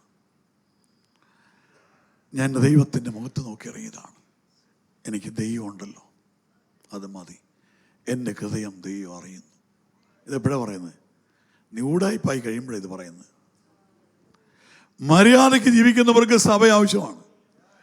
അപ്പോൾ അതല്ലേ നമ്മൾ പറയുന്നില്ലേ, നമ്മൾ അപ്പോസ്തല പ്രവൃത്തിയിൽ നിങ്ങൾ മാനസാന്തരപ്പെട്ട ഓരോരുത്തൻ യേശു ക്രിസ്തുവിനെ സ്നാനമേൽപ്പി, പരിശുദ്ധാത്മ ദാനം ലഭിക്കും എന്ന് പറയുന്ന. അടുത്തത് അവർ അപ്പം ഞുറുക്കുകയും പ്രാർത്ഥന കഴിച്ചും കർത്താവിന് സ്തോത്രം ചെയ്യുന്നു. അവർ സഭയോട് ചേർന്നെന്നാണ്, അല്ലേ? ഒരു സഭ നമ്മൾ പറയും, നമ്മൾ സ്നാനത്തിൻ്റെ സമയത്ത് പറയും യേശു ക്രിസ്തുവിനോട് ചേരുവാൻ സ്നാനമേറ്റവരായി നാം. യേശു ക്രിസ്തുവിനോട് ചേരുവാൻ ഒരാൾ സ്നാനം ഏൽക്കുന്നെങ്കിൽ അവൻ എവിടെ ചേരുന്നത്? യേശു ക്രിസ്തുവിൻ്റെ ശരീരമാകുന്ന സഭയോടാണ് അവൻ ചേരുന്നത്. ഈ സഭ, ശരീരമാകുന്ന സഭയില്ലാതെ സ്വതന്ത്രം ചെയ്യുന്നു എവിടെ ചേരാനാ? അപ്പോൾ ദൈവത്തോട് ഒരാൾ ചേർന്നെങ്കിൽ, ദൈവമാണ് എൻ്റെ എല്ലാം എന്ന് പറയുന്നെങ്കിൽ, അവന് ചർച്ച പ്രധാനമാണ്, അവന് കൂട്ടായ്മ പ്രധാനമാണ്, അവന് കൂടിവരവ് പ്രധാനമാണ്, അവന് ആരാധന പ്രധാനമാണ്. എല്ലാവരും സ്വതന്ത്രം ഹല്ലേലൂയ. അവന് സഭായോഗം വിലയേറിയതാണ്, ചർച്ച് വിലയേറിയതാണ്. എല്ലാവരും സ്വതന്ത്രം ഹല്ലേലൂയ. അപ്പോൾ നമ്മുടെ ജീവിതത്തിൽ മനസ്സിലാക്കേണ്ട കാര്യം, ആത്മീയമായി ഒരാൾ ഉണരുമ്പോൾ ഓടി വരുന്ന ചർച്ചിലേക്കാണ്.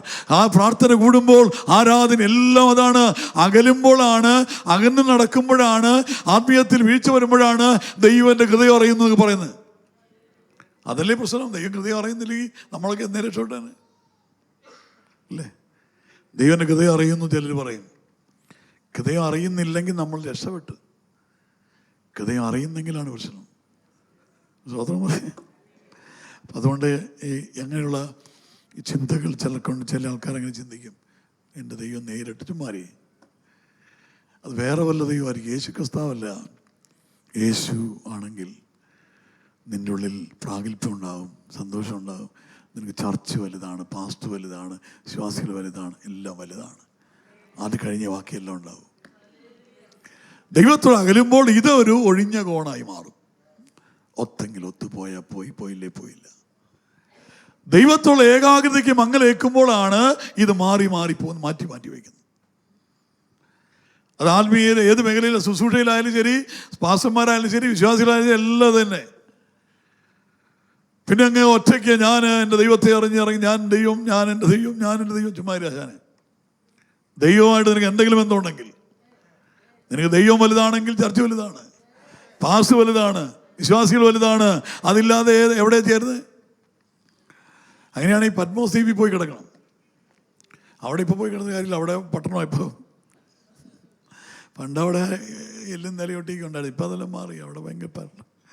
അതുകൊണ്ട് ഞാൻ പറഞ്ഞത്, കർത്താവിന് സ്തോത്രം ചെയ്യുന്നു. മറ്റുള്ളവനെ അംഗീകരിക്കാനും സ്നേഹിക്കാനും അതായത് ഇടുക്കങ്ങൾ, അകലിച്ചകൾ, മാറ്റങ്ങൾ വന്നിട്ട് വാചകം അടിക്കുന്നൊരു വാക്കിൻ്റെ പേരാണ് എൻ്റെ ദൈവം എൻ്റെ ഹൃദയം അറിയുന്നു. അത് നീ ആരോടെ പറഞ്ഞ് കാണിക്കുന്നത്? ഹൃദയം അറിഞ്ഞ ദൈവമല്ലേ, ദൈവത്തോടല്ലേ കാണിക്കേണ്ട ആവശ്യമുള്ളൂ. സ്തോത്രം ചെയ്തേ. അടുത്ത വായിച്ചേ. പകയുണ്ടോ? പകയൊന്നുമില്ല. ചില കോപത്തെക്കുറിച്ചൊക്കെ പറയുന്നത് ഭയങ്കര ഡീസൻ്റ് ആയിട്ടല്ലേ നമ്മൾ സാധാരണ ഇടയ്ക്കിടയ്ക്ക് പറയുന്നത്. കോപം എന്ന് പറഞ്ഞാൽ ഞാൻ അങ്ങ് പ്രതികരിച്ചു, ഞാൻ അങ്ങ് ഇടപെട്ടു എന്നൊക്കെയാണ് ഇപ്പോൾ പറയുന്നത്. പുതിയ സാധനമാണ്. പുതിയ സംഭവമാണ്. ഞാനങ്ങ് കയറി ഇടപെട്ടു. ഞാൻ കയറി വളരെ സൂക്ഷിക്കാൻ വേണ്ടി പറയുക. ഞാൻ ഇടപെട്ടു, ഞാൻ പ്രതികരിച്ചു എന്നൊക്കെ പറയുമ്പോൾ ഓർക്കണം, അതിന് നീതിയുള്ള കാര്യത്തിനൊക്കെ വേണ്ടി ദൈവം നമ്മുടെ കൂടെ ഉണ്ട്. ഇല്ലെന്ന് ഞാൻ പറയുന്നില്ല കേട്ടോ, അതുകൊണ്ട് തിരിതിരിക്കില്ല. അവിടെ എല്ലാം കണ്ടേച്ച് മിണ്ടാ പോകണമെന്നല്ല ഞാൻ പറഞ്ഞു. പക്ഷെ കോപമാണ് വരുന്നെങ്കിൽ അത് മനസ്സിലായി, അത് നല്ലതല്ല. പണ്ട് ഞങ്ങൾ ചർച്ച ചെയ്യാൻ എപ്പോഴും പറഞ്ഞു, ഞങ്ങൾ ചർച്ചയിലൊരു പാസ്റ്റർ ഒന്ന് പ്രസംഗിച്ചു, ഞാൻ ഭയങ്കര കോപിഷ്ഠനാണ്. ഇപ്പോൾ ആൾക്കാർ പറഞ്ഞു കേട്ടോ, ഭയങ്കര വലിയ രാഷ്ട്രപതിയുടെ അവാർഡ് കിട്ടിയ പോലെയാണ്. ഞാൻ ഭയങ്കരമായിട്ട് ചൂടായി എന്നൊക്കെ പറയുന്നത് വലിയ എന്തോ ഒരു നേട്ടം പോലെയാണ്.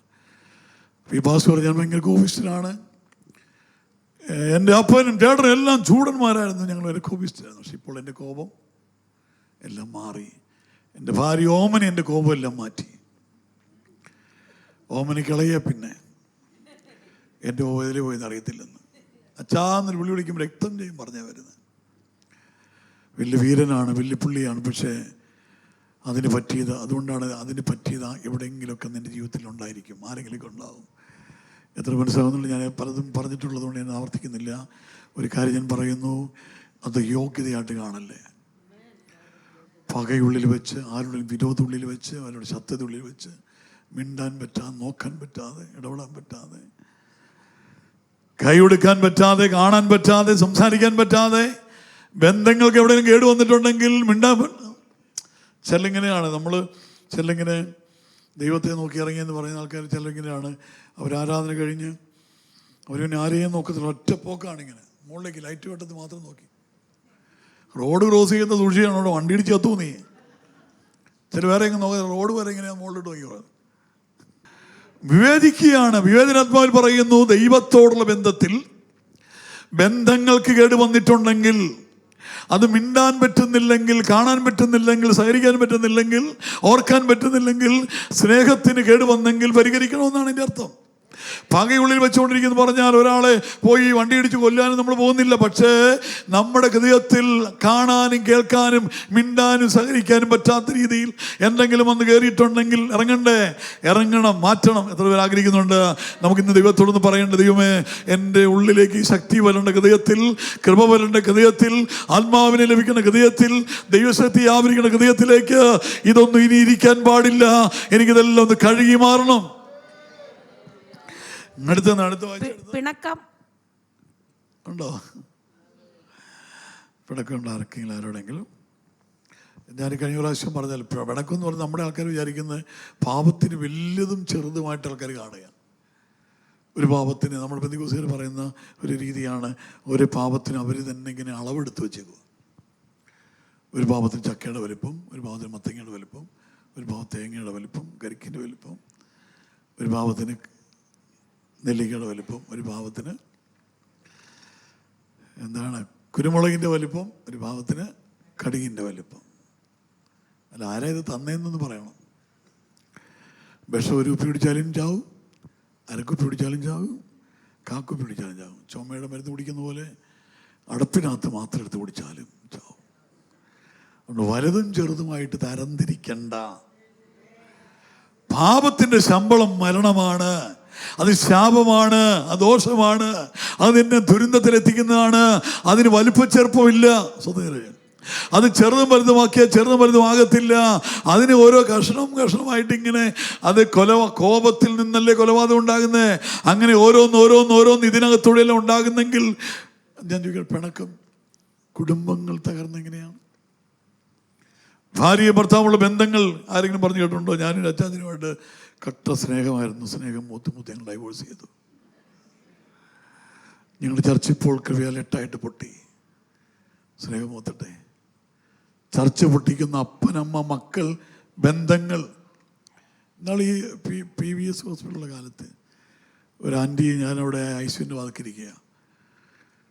അവിടെ ഒരാൾ, നമ്മുടെ വേണ്ടപ്പെട്ട ഒരു സഹോദരി മരിച്ചുപോയി. 34 വയസ്സേ ഉള്ള അവൾക്ക്.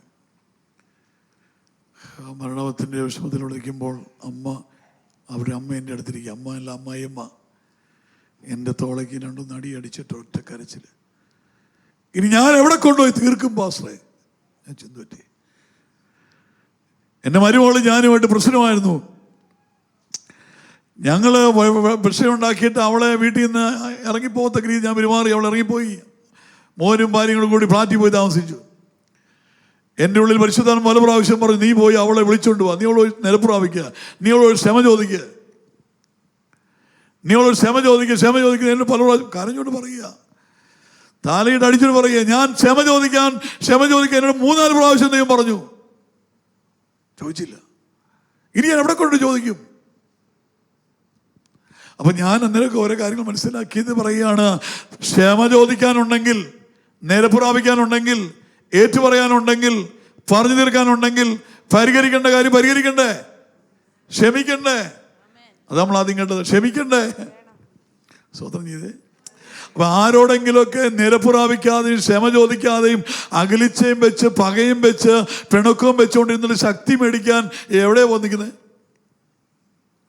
എവിടെ നിന്നായി ശക്തി കിട്ടുന്നത്? ഉള്ള ശക്തി പോകുമല്ലാതെ ശരീരത്തിൻ്റെ കൂടെ പോയി കിട്ടും. ഞാൻ സഭയിൽ പറയുന്നതിൻ്റെ പേര് അതല്ല. അത് യഹോവ ഭക്തന്മാർ തമ്മിൽ സംസാരിച്ചു. അത് യഹോവ ശ്രദ്ധ വെച്ച് കേട്ടെന്നാണ്. മനസ്സിലായി? അത് ദൈവം ശ്രദ്ധ വെച്ച് കേട്ടതാണ്, അല്ലാതെ സഭക്കാർ കേട്ടെന്നല്ല, പാസ്റ്റർ കേട്ടെന്നല്ല, ദൈവം കേൾക്കേണ്ടതാണത്. സ്വതന്ത്രത.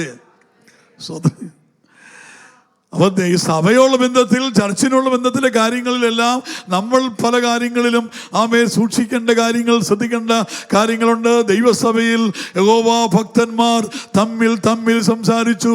അത് യഹോവ ശ്രദ്ധ വെച്ച് കേട്ടു. ഹല്ലേലൂയ. അത് കേൾക്കേണ്ടവൻ കേൾക്കും, കാണേണ്ടവൻ കാണും, അറിയേണ്ടവൻ അറിയും. ഹല്ലേലൂയ. നമ്മളല്ല എത്ര വിശ്വസിക്കുന്നുണ്ട്. ഹല്ലേലൂയ. അപ്പൊ ഞാൻ പറഞ്ഞു, എൻ്റെ മോനെ നീ അതുകൊണ്ട് ആവശ്യമില്ലാത്ത പരിപാടിക്ക് പോയി ഉള്ള അതൊന്നും മേടിച്ച് കേട്ടരുത്. നമുക്ക് മീറ്റിങ്ങിൻ്റെ അതിൻ്റെ ആവശ്യം, നീ നിന്നെ സൂക്ഷിക്കണം. നീ നിന്റെ ആത്മീയതയെ, നിന്റെ വിശ്വാസത്തെ നീ സൂക്ഷിക്കണം. ഇതാണ് വിശ്വാസം ചെയ്യുന്നു, നീ അതിനെ ശ്രദ്ധിക്കണം. എത്ര മനസ്സിലാകുന്നുണ്ട്? ഉടംതര പോലെ ഘടകതിനി കല ഘടകശ്രീ വൈദ്യരാതി ഘടകതിനിയ. അതുകൊണ്ട് വീണ്ടും ഞാൻ പറയുന്ന ഇതാണ്, എന്തെങ്കിലുമൊക്കെ ജീവിതത്തിൽ ഏറ്റുപറയാനോ മടങ്ങി വരാനോ മാറ്റം വരുത്താനുണ്ടെങ്കിൽ ക്രമീകരിക്കുവാനായിട്ട് ദൈവം നമ്മെ സഹായിക്കട്ടെ. എത്ര പേര് ഇത് ആഗ്രഹിക്കുന്നുണ്ടല്ലോ? എൻ്റെ സ്വഭാവത്തിൽ, എൻ്റെ ഹൃദയത്തിൽ ഏതെങ്കിലും സംഭവത്തിൽ ചിലങ്ങനെ അടുത്തിരിക്കുന്നവർ പോലും മിണ്ടാതെ ഇങ്ങനെ ഇറങ്ങിപ്പോകുന്നവരും കാണുന്നു. പണ്ട് വെച്ചിരുന്നവർ ചില അടുത്ത് പോലും ഇരിക്കത്തില്ല. ചെന്നടുത്തിരിക്കുമ്പോൾ എന്നെ വിളിച്ചോ, അതെ ഞാൻ വരുന്നത്, അവിടെ എണീറ്റ് മാറിയിരിക്കാൻ പോയതാ. അല്ലെങ്കിൽ ഇങ്ങനെ ഇടയ്ക്ക് പാസ്റ്റർമാർ പറഞ്ഞ അടുത്തിരിക്കുന്ന കൈ കൊടുത്ത് കുലുക്കി പറയാൻ പറയത്തില്ലേ, ഈ കൈയെ പിടിച്ചങ്ങനെ കുലുക്കും. ഒന്നും മനസ്സിലാകുന്നില്ല, ഒട്ടും മനസ്സിലാകുന്നില്ല, തീരെ മനസ്സിലായില്ലേ? മാറ്റം വന്നാൽ വലിയ പകർച്ച, ലോഡ് വന്ന് കിടക്കുക. വിശ്വസിക്കുന്നോ? നിറയ്ക്കുന്ന ആത്മാവിൻ്റെ വലിയ പദ്ധതി ഈ പട്ടണത്തിൽ, ഈ രാജ്യത്ത്, ഈ ഇന്ത്യ രാജ്യത്ത് സ്വതന്ത്രിയ നമ്മെ ദൈവമക്കൾ ഭയങ്കര സത്യമായിട്ട് പാസ്റ്റർ പറഞ്ഞ പോലെ നമ്മൾ മനസ്സിലാക്കേണ്ട കാര്യം, ഒരു വലിയ ഉണർവ് ഇന്ത്യയിൽ ഉണ്ടാകാൻ സമയമായി കഴിഞ്ഞു. അതിന് ലോകവും പിശാചും എല്ലാം ഉണർന്നു കഴിഞ്ഞു. നമ്മുടെ ആൾക്കാർ മാത്രം അനങ്ങിയിട്ടില്ല. എന്താണ് ചോദിക്കുക? ഓരോ സ്റ്റേറ്റിൽ അതുണ്ടാക്കുന്നു, ഇതുണ്ടാക്കുന്നു, 1 കോടി രൂപ എന്നൊക്കെ പറഞ്ഞ് എന്നാ മതപരിവർത്തനത്തിന് 1 കോടി രൂപ എന്നൊക്കെ പറഞ്ഞല്ല, ചുമ്മാ പേടിപ്പിക്കുന്നതാണ്. അല്ലാതെ ആർക്കെങ്കിലും മതപരിവർത്തനം ചെയ്തതിന് തെളിവ് എന്താണ്? പേര് മാറ്റിയോ ആരെങ്കിലും? ഒന്നും മാറിയിട്ടില്ല. ആകെ മാറിയിരിക്കുന്ന ഹൃദയമാണ്. ഹൃദയം മാറിയ, അത് മനസ്സിലായി, ഹൃദയമല്ലേ മാറുന്നുള്ളൂ. ഹൃദയം മാറ്റിയതിന് തെളിവെടുക്കാൻ ഏത് വക്കീലിന് പറ്റും, ഏത് കോടതിക്ക് പറ്റും. പക്ഷെ ഇതെല്ലാം വിരട്ടുകയാണ്, ഇതെല്ലാം പേടിപ്പിച്ചൊതുക്കുകയാണ്, ഇതെല്ലാം ഭീഷണിപ്പെടുത്തുകയാണ്, അതിനുവേണ്ടി ഉപദ്രവിച്ച് അടിച്ചൊതുക്കുകയാണ്. നമ്മൾ മാത്രം ഉണർന്നില്ല. ഉണർവിൻ്റെ കാറ്റ് പട്ടണം തോറും ദൈവം ഗ്രാമം അയച്ചുകൊണ്ടിരിക്കുന്നു. അതിൻ്റെ അടയാളമാണ് ഈ പ്രതിസന്ധി, അതിൻ്റെ അടയാളമാണ് ഈ പ്രതികൂലം, അതിൻ്റെ അടയാളമാണ് ഒത്തിരി പേർ ജയിലിൽ കിടക്കുന്നു. ഈ കഴിഞ്ഞ ദിവസം ഒരു പാസ്റ്റർ പറയുക, ഒരു സ്ത്രീ വന്ന്, പ്രായപൂർത്തിയാത്തൊരു പെൺകുട്ടി വന്ന് പാസ്റ്ററുടെ വീടിൻ്റെ വാതിൽക്ക് മുട്ടി. വിളിച്ചിട്ട് ഭയങ്കരമായിട്ട് നിലവിളിച്ചു. കരഞ്ഞുകൊണ്ട് പറയുക, വാതിൽ തുറക്ക്, എന്നെ സഹായിക്കുമെന്ന് പറഞ്ഞ് കരയുവാണ്. അയക്ക് തോന്നി എന്തൊരു പന്തികേടാണ്. അദ്ദേഹം പെട്ടെന്ന് ഫോൺ വിളിച്ച് 2-3 വീടിനപ്പുറത്ത് വേറൊരു വിശ്വാസി കുടുംബം താമസിക്കുന്നുണ്ട്. വീട് തുറക്കാതെ അവരെ വിളിച്ചു. അവർ വന്നു, അവരോട് പറഞ്ഞിങ്ങനെ വീണ്ടും നമ്മുടെ ഫ്രണ്ടിൽ ആരോ വന്നിങ്ങനെ നിലവിളിക്കുന്നുണ്ട്, ഒന്ന് നോക്കാമെന്ന് ചോദിച്ചു. അവരിറങ്ങി വന്നപ്പോൾ ഒരു പെൺകുട്ടി മാത്രം നിന്നിങ്ങനെ നിലവിളിക്കുക, ഒച്ചയുണ്ടാക്കുക, മനപ്പുറം. അപ്പോൾ നോക്കിയപ്പോൾ അവിടെ 10-20 പേര് മാറി നിൽക്കുന്നു. അവർ പറഞ്ഞു, പാസ്റ്റർ ഇറങ്ങി വരരുതെന്ന് പറഞ്ഞു. അവിടുത്തെ ആൾക്കാർ, അടുത്ത വീട്ടുകാരെല്ലാം ഇവർ വിളിച്ചു കൂട്ടി, ആൾക്കാരെല്ലാം വന്നുകൂടി. ഒരു 10-15 പ്രായപൂർത്തിയാത്തൊരു പെൺകുട്ടിയെ കൊണ്ടുവന്ന് ഒരു പാസ്റ്ററുടെ വീടിന് വാതിക്കൽ മുട്ടുക. ഇറങ്ങി വരുമ്പോൾ അകത്തോട്ട് ആര് കയറുക. എന്നിട്ട് വേറെ മതപരിവർത്തനത്തിൻ്റെ പേരിലല്ല കേസ്, മതപരിവർത്തനം വരുത്തി എന്ന് പറഞ്ഞല്ല, വേറെ കുറ്റങ്ങളും തെറ്റുകളും ഉണ്ടാക്കി അവരെ അകത്തിട്ട് പൂട്ടാനുള്ള ചതിയാണ്. അപ്പം നിങ്ങൾ ഓർക്കേണ്ടത്, നമ്മൾ ഓർക്കേണ്ടത്, അവരൊക്കെ ഉണർന്നു, അവരൊക്കെ അവിടെ പ്രവൃത്തി ശക്തമാക്കി, അവരുടെ അധ്വാനം, അവർക്ക് കൂലികളുണ്ട്, അവർ ഉപദ്രവിക്കുന്നു, ചതിയും മോഹം ഇതെല്ലാം അവർ ഇറങ്ങിയിരിക്കുന്നു. നമ്മുടെ ആൾക്കാർക്ക് അതിനെ വെല്ലുന്ന അത്യന്തമായ ശക്തിയും കൃപയുണ്ട്. അത് പ്രാപിക്കാൻ പ്രാഗൽഭ്യമില്ല, ശക്തിയുമില്ല, ഒരുങ്ങുന്നുമില്ല, ഉണരുന്നുമില്ല, പ്രാർത്ഥിക്കുന്നുമില്ല, അനങ്ങുന്നുമില്ലാത്ത ഒത്തിരി പേരുണ്ട്. എന്നാൽ അതിന് വ്യത്യസ്തമായി അത് ഈ സഭ ചെയ്യുന്നെന്ന് കേൾക്കുമ്പോൾ അത് വലിയൊരു അതിശയമാണ്. എത്ര വിശ്വസിക്കുന്നു നിങ്ങൾ? എത്ര പേർ അതിനുവേണ്ടി? അതുകൊണ്ട് നമ്മളെ സമയമായി, നമ്മളതിനു വേണ്ടി മനസ്സ് വെച്ചാൽ നമ്മളെ ദൈവം അതിനു വേണ്ടി ഉപയോഗിക്കാൻ പോവുകയാണ്. അതിൻ്റെ സമയം വന്നിരിക്കുക. എത്ര വിശ്വസിക്കുന്നില്ല? എത്ര പേര് അത് ആഗ്രഹിക്കുന്നുണ്ടല്ലോയ്യ? അണ്ടലാരി കിടക്കുക. എൻ്റെ ആയുസ്സിൽ, എൻ്റെ ജീവിതത്തിൽ ദൈവത്തിന് വേണ്ടി എന്തെങ്കിലും ചെയ്യണമെങ്കിൽ ദൈവത്തിൻ്റെ ആത്മാവിൻ്റെ ശക്തി എനിക്ക് വേണം. അതിന് മാത്രമേ ധൈര്യം തരാൻ പറ്റത്തുള്ളൂ. അത് മാത്രമാണ് ധീരതയോടെ നിൽക്കാൻ പറ്റുന്നുള്ളൂ. ആത്മശക്തി ഉണ്ടെങ്കിൽ മുന്നോട്ട് പോകാൻ പറ്റൂ. അപ്പോൾ ഈ വാസ പ്രാർത്ഥനയിൽ നമുക്ക് പാത്രത്തിൽ എന്തെങ്കിലും കേടുണ്ടോന്ന് പരിശോധിക്കാൻ വേണ്ടിയാണ് അടുത്തെന്താണ്? ജാരശങ്ക. ചിലർക്ക് ഭാര്യയെ സംശയം, ഭർത്താവിനെ സംശയം, അങ്ങനെയുള്ള ഒത്തിരി സംഭവങ്ങൾ ഒത്തിരിയുണ്ട്. പല കുടുംബങ്ങളിലും ശരിയായ ഐക്യമത്യപ്പെട്ട് പ്രാഗൽഭ്യത്തോടെ ഏകാഗ്രത പ്രാർത്ഥിക്കാൻ പറ്റാത്തവരുണ്ട്. പരസ്പരം പഴിചാരി കുറ്റപ്പെടുത്തി നോക്കുന്നതും കാണുന്നതെല്ലാം കുറ്റവും പരാതിയും പറഞ്ഞ് പ്രാർത്ഥനയെ കെടുത്തി ഏകാഗ്രതയില്ലാതെ കുറെ പരാതിയും പറഞ്ഞുകൊണ്ട് എപ്പോഴും ഇങ്ങനെ പ്രാർത്ഥിക്കാൻ വന്നിട്ടുണ്ട്. അതുകൊണ്ടാണ് ഇപ്പം നമ്മുടെ ചില ചർച്ചകളൊക്കെ ഒരു പുതിയ ആരെങ്കിലുമൊക്കെ വരുന്ന ദിവസമായിരിക്കും, ഇവിടെ നിന്ന് പിന്നെ അത് പറ്റത്തില്ല, ഇവിടെയൊന്നും സമയമില്ല, കിട്ടത്തില്ല. ആരെങ്കിലും ഒരു പുതിയ ആള് വരും, ക്യാൻസറൊക്കെ പിടിച്ചറിയും വരുന്നത്. അപ്പോഴാണ് നമ്മുടെ ഒരാൾ എഴുന്നേറ്റ് സാക്ഷ്യം പറയുന്നത്. ആ ഒരു കരച്ചിലും ഒരു നിലവിളിയും കഴിഞ്ഞ ആഴ്ച എനിക്കുണ്ടായിരുന്നു. ദൈവങ്ങള് ആ കയറി വന്നവർ അതുപോലെ ഇറങ്ങിപ്പോ. കാരണം ഈ അത് കയറി അവിടെ കേസിട്ട് മാറിയില്ലേ പിന്നെ. അപ്പോൾ അതുകൊണ്ടാണ് പറയുന്നത്, നമ്മളിങ്ങനെ ഇന്നും കരച്ചിലും പിഴിച്ചിലും മാത്രമായിട്ട് ഇരുന്നാൽ എന്തോ ചെയ്യാൻ പറ്റും? മാറ്റാൻ ദൈവം വിശ്വസ്തനല്ലേ? വിടുവിക്കാൻ ദൈവം വലിയവനല്ലേ? സൗഖ്യമാക്കാൻ ദൈവം വലിയവനല്ലേ? അതുകൊണ്ട് എത്ര പേര് ഇതൊന്നും മനസ്സ് തുറന്ന് ദൈവസന്നിധിയിൽ ഒന്നൊരിക്കണം. അടുത്ത വായിച്ച് പെട്ടെന്ന് വായിച്ച്. ക്രോധം. ഇതെല്ലാം വിശദീകരിച്ച് കഴിഞ്ഞാൽ നിങ്ങളുടെ അന്തരീക്ഷം മുഴുവൻ പോകും. പിന്നെ ഏതാണ് അടുത്ത? ശാഠ്യം എന്ന് പറഞ്ഞാൽ മത്സരം, ആഭിചാരദോഷം പോലെ മത്സരം. ചില മത്സരം എന്ന് പറഞ്ഞാൽ മത്സരം പല രീതിയിൽ മത്സരിക്കുന്ന മത്സരങ്ങളുണ്ട്. കീഴ്പ്പെടാതെ അനുസരിക്കാതെ മത്സരിക്കുന്നവരുണ്ട്. ചിലരിങ്ങനെ നമ്മളിപ്പോൾ ചിലർ എന്താ മടിയന്മാരുടെ ഉസ്താദ് എന്ന് പറയത്തില്ല. ഇപ്പം നമ്മുടെ തന്നെ എനിക്കറിയാവുന്ന പലരുണ്ട്, ചിലരൊക്കെ ഉണ്ട്. അപ്പം ഞാനിങ്ങനെ ഫോൺ ചെയ്യും, മോനെ എന്തുകൊണ്ട് ഇന്ന് ഫ്രീ ആണോ? എന്താ പാസ്റ്റേ? അല്ലെ ഇന്ന് ഫ്രീ ആണോ? എന്താ പാസ്റ്റേ? മോനെ ഇന്നൊരു ഇങ്ങനെ പരിപാടി ഉണ്ടോന്ന് ചെയ്യാൻ പറ്റുമോ? അപ്പോൾ പറയും ഇപ്പം വിളിക്കാം പാസ്റ്റേ.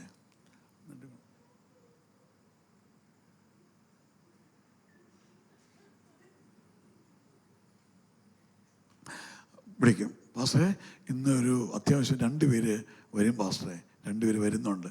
അതെ, ആ റോഡേ വരുന്നുണ്ടെന്ന്. ആ റോഡേക്ക് പോയി പിടിയിട്ടില്ല. ഒട്ടും മനസ്സിലായില്ല.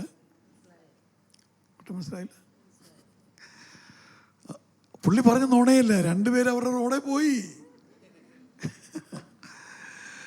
അതിൻ്റെയൊക്കെ അവസ്ഥ ദയനീയം. അതുകൊണ്ടാണ് ഇതെല്ലാം പാപത്തിൻ്റെ ഭാഗമാണ്. നമ്മൾ വിചാരിക്കും ഒഴിവൊഴിവൊക്കെ പറയുന്ന ഡീസൻ്റ് പരിപാടി. ഒരു ഡീസൻ്റും അല്ല, നിൻ്റെ ഉള്ളത് ചോരുന്ന പരിപാടിയാണ്. എന്തെങ്കിലും ചെറുതെങ്കിലും ദൈവം തന്നിട്ടുണ്ടെങ്കിൽ, എന്തെങ്കിലും ദൈവത്താൽ ലഭിച്ചിട്ടുണ്ടെങ്കിൽ അതിൻ്റെ വർധനവിൻ്റെ ആ ഉത്തരവാദിത്വം നമ്മുടെ മേലാണ്. നമ്മൾ വർദ്ധിപ്പിച്ച് കൊണ്ടുവരുന്നില്ലെങ്കിൽ, അതിൻ്റെ ഉപയോഗവും ആവശ്യവും കൂട്ടി കൊണ്ടുവരുന്നില്ലെങ്കിൽ, ചുമ്മാ ജീവിതം പാഴായി, കാലം പോയി, സമയം പോയി, നശിച്ചെന്ന് പറഞ്ഞാൽ മതി. എല്ലാവരും അത്ര മനസ്സിലാകുന്നുണ്ടല്ലോ. അതുകൊണ്ട് മത്സരം ആഭിചാരദോഷം പോലെയും ശാഠ്യം മിഥ്യാപൂജ പോലെയും എന്ന് പറഞ്ഞാൽ എന്താണ്? മത്സരിക്കുന്നെങ്കിൽ ആഭിചാരദോഷം പോലെയാണ്. ശാഠ്യം എന്ന് പറഞ്ഞാൽ ആമേൻ മിഥ്യാപൂജ വിഗ്രഹാരാധന പോലെയാണ്. വിഗ്രഹാരാധന ഒന്നും ചെയ്തില്ല. പക്ഷേ ഇതാണ്, നിങ്ങൾ ദൈവത്തെ നിങ്ങൾ വിഷമിക്കല്ല. നിങ്ങൾ നല്ലവരാണെന്ന് നിങ്ങൾക്ക് തെളിയാൻ വേണ്ടിയും കൂടെയാണ് ഇതെല്ലാം പറയുന്നത്. ഇതൊന്നും ഇല്ലല്ലോ എന്നുള്ള സമാധാനം നിങ്ങൾക്ക് ഉണ്ടാകട്ടെ. അതാണ് നല്ല കാര്യം. പക്ഷെ ഞാൻ പറയുന്നത് ഈ ശക്തി ദാരിദ്ര്യമുള്ളതല്ല. ഈ ഏട്ടുംപൂടി പള്ളിക്കുളത്തിൽ പോരുമ്പോഴത്തെ 6ാം ക്ലാസ് വരെ പഠിച്ച് എനിക്ക് ഈ കഴിഞ്ഞ 35 വർഷമായി എൻ്റെ ജീവിതത്തിൽ ദൈവം എനിക്ക് വേണ്ടി ചെയ്ത കാര്യങ്ങൾ, എന്നെ നടത്തിയ വഴികൾ, ഞാൻ പോയ വഴികൾ, എനിക്ക് ലഭിച്ച അവസരങ്ങൾ നോക്കുമ്പോൾ കർത്താവിന് സ്തോത്രം ചെയ്യുന്നു. ഒരു അല്പമെങ്കിലും സാധ്യതയുണ്ടെന്ന് തോന്നുന്നിടത്ത് തന്നെ ദൈവം ചെയ്യുന്നത് 4 ഇരട്ടി വലിപ്പത്തിലാണ്.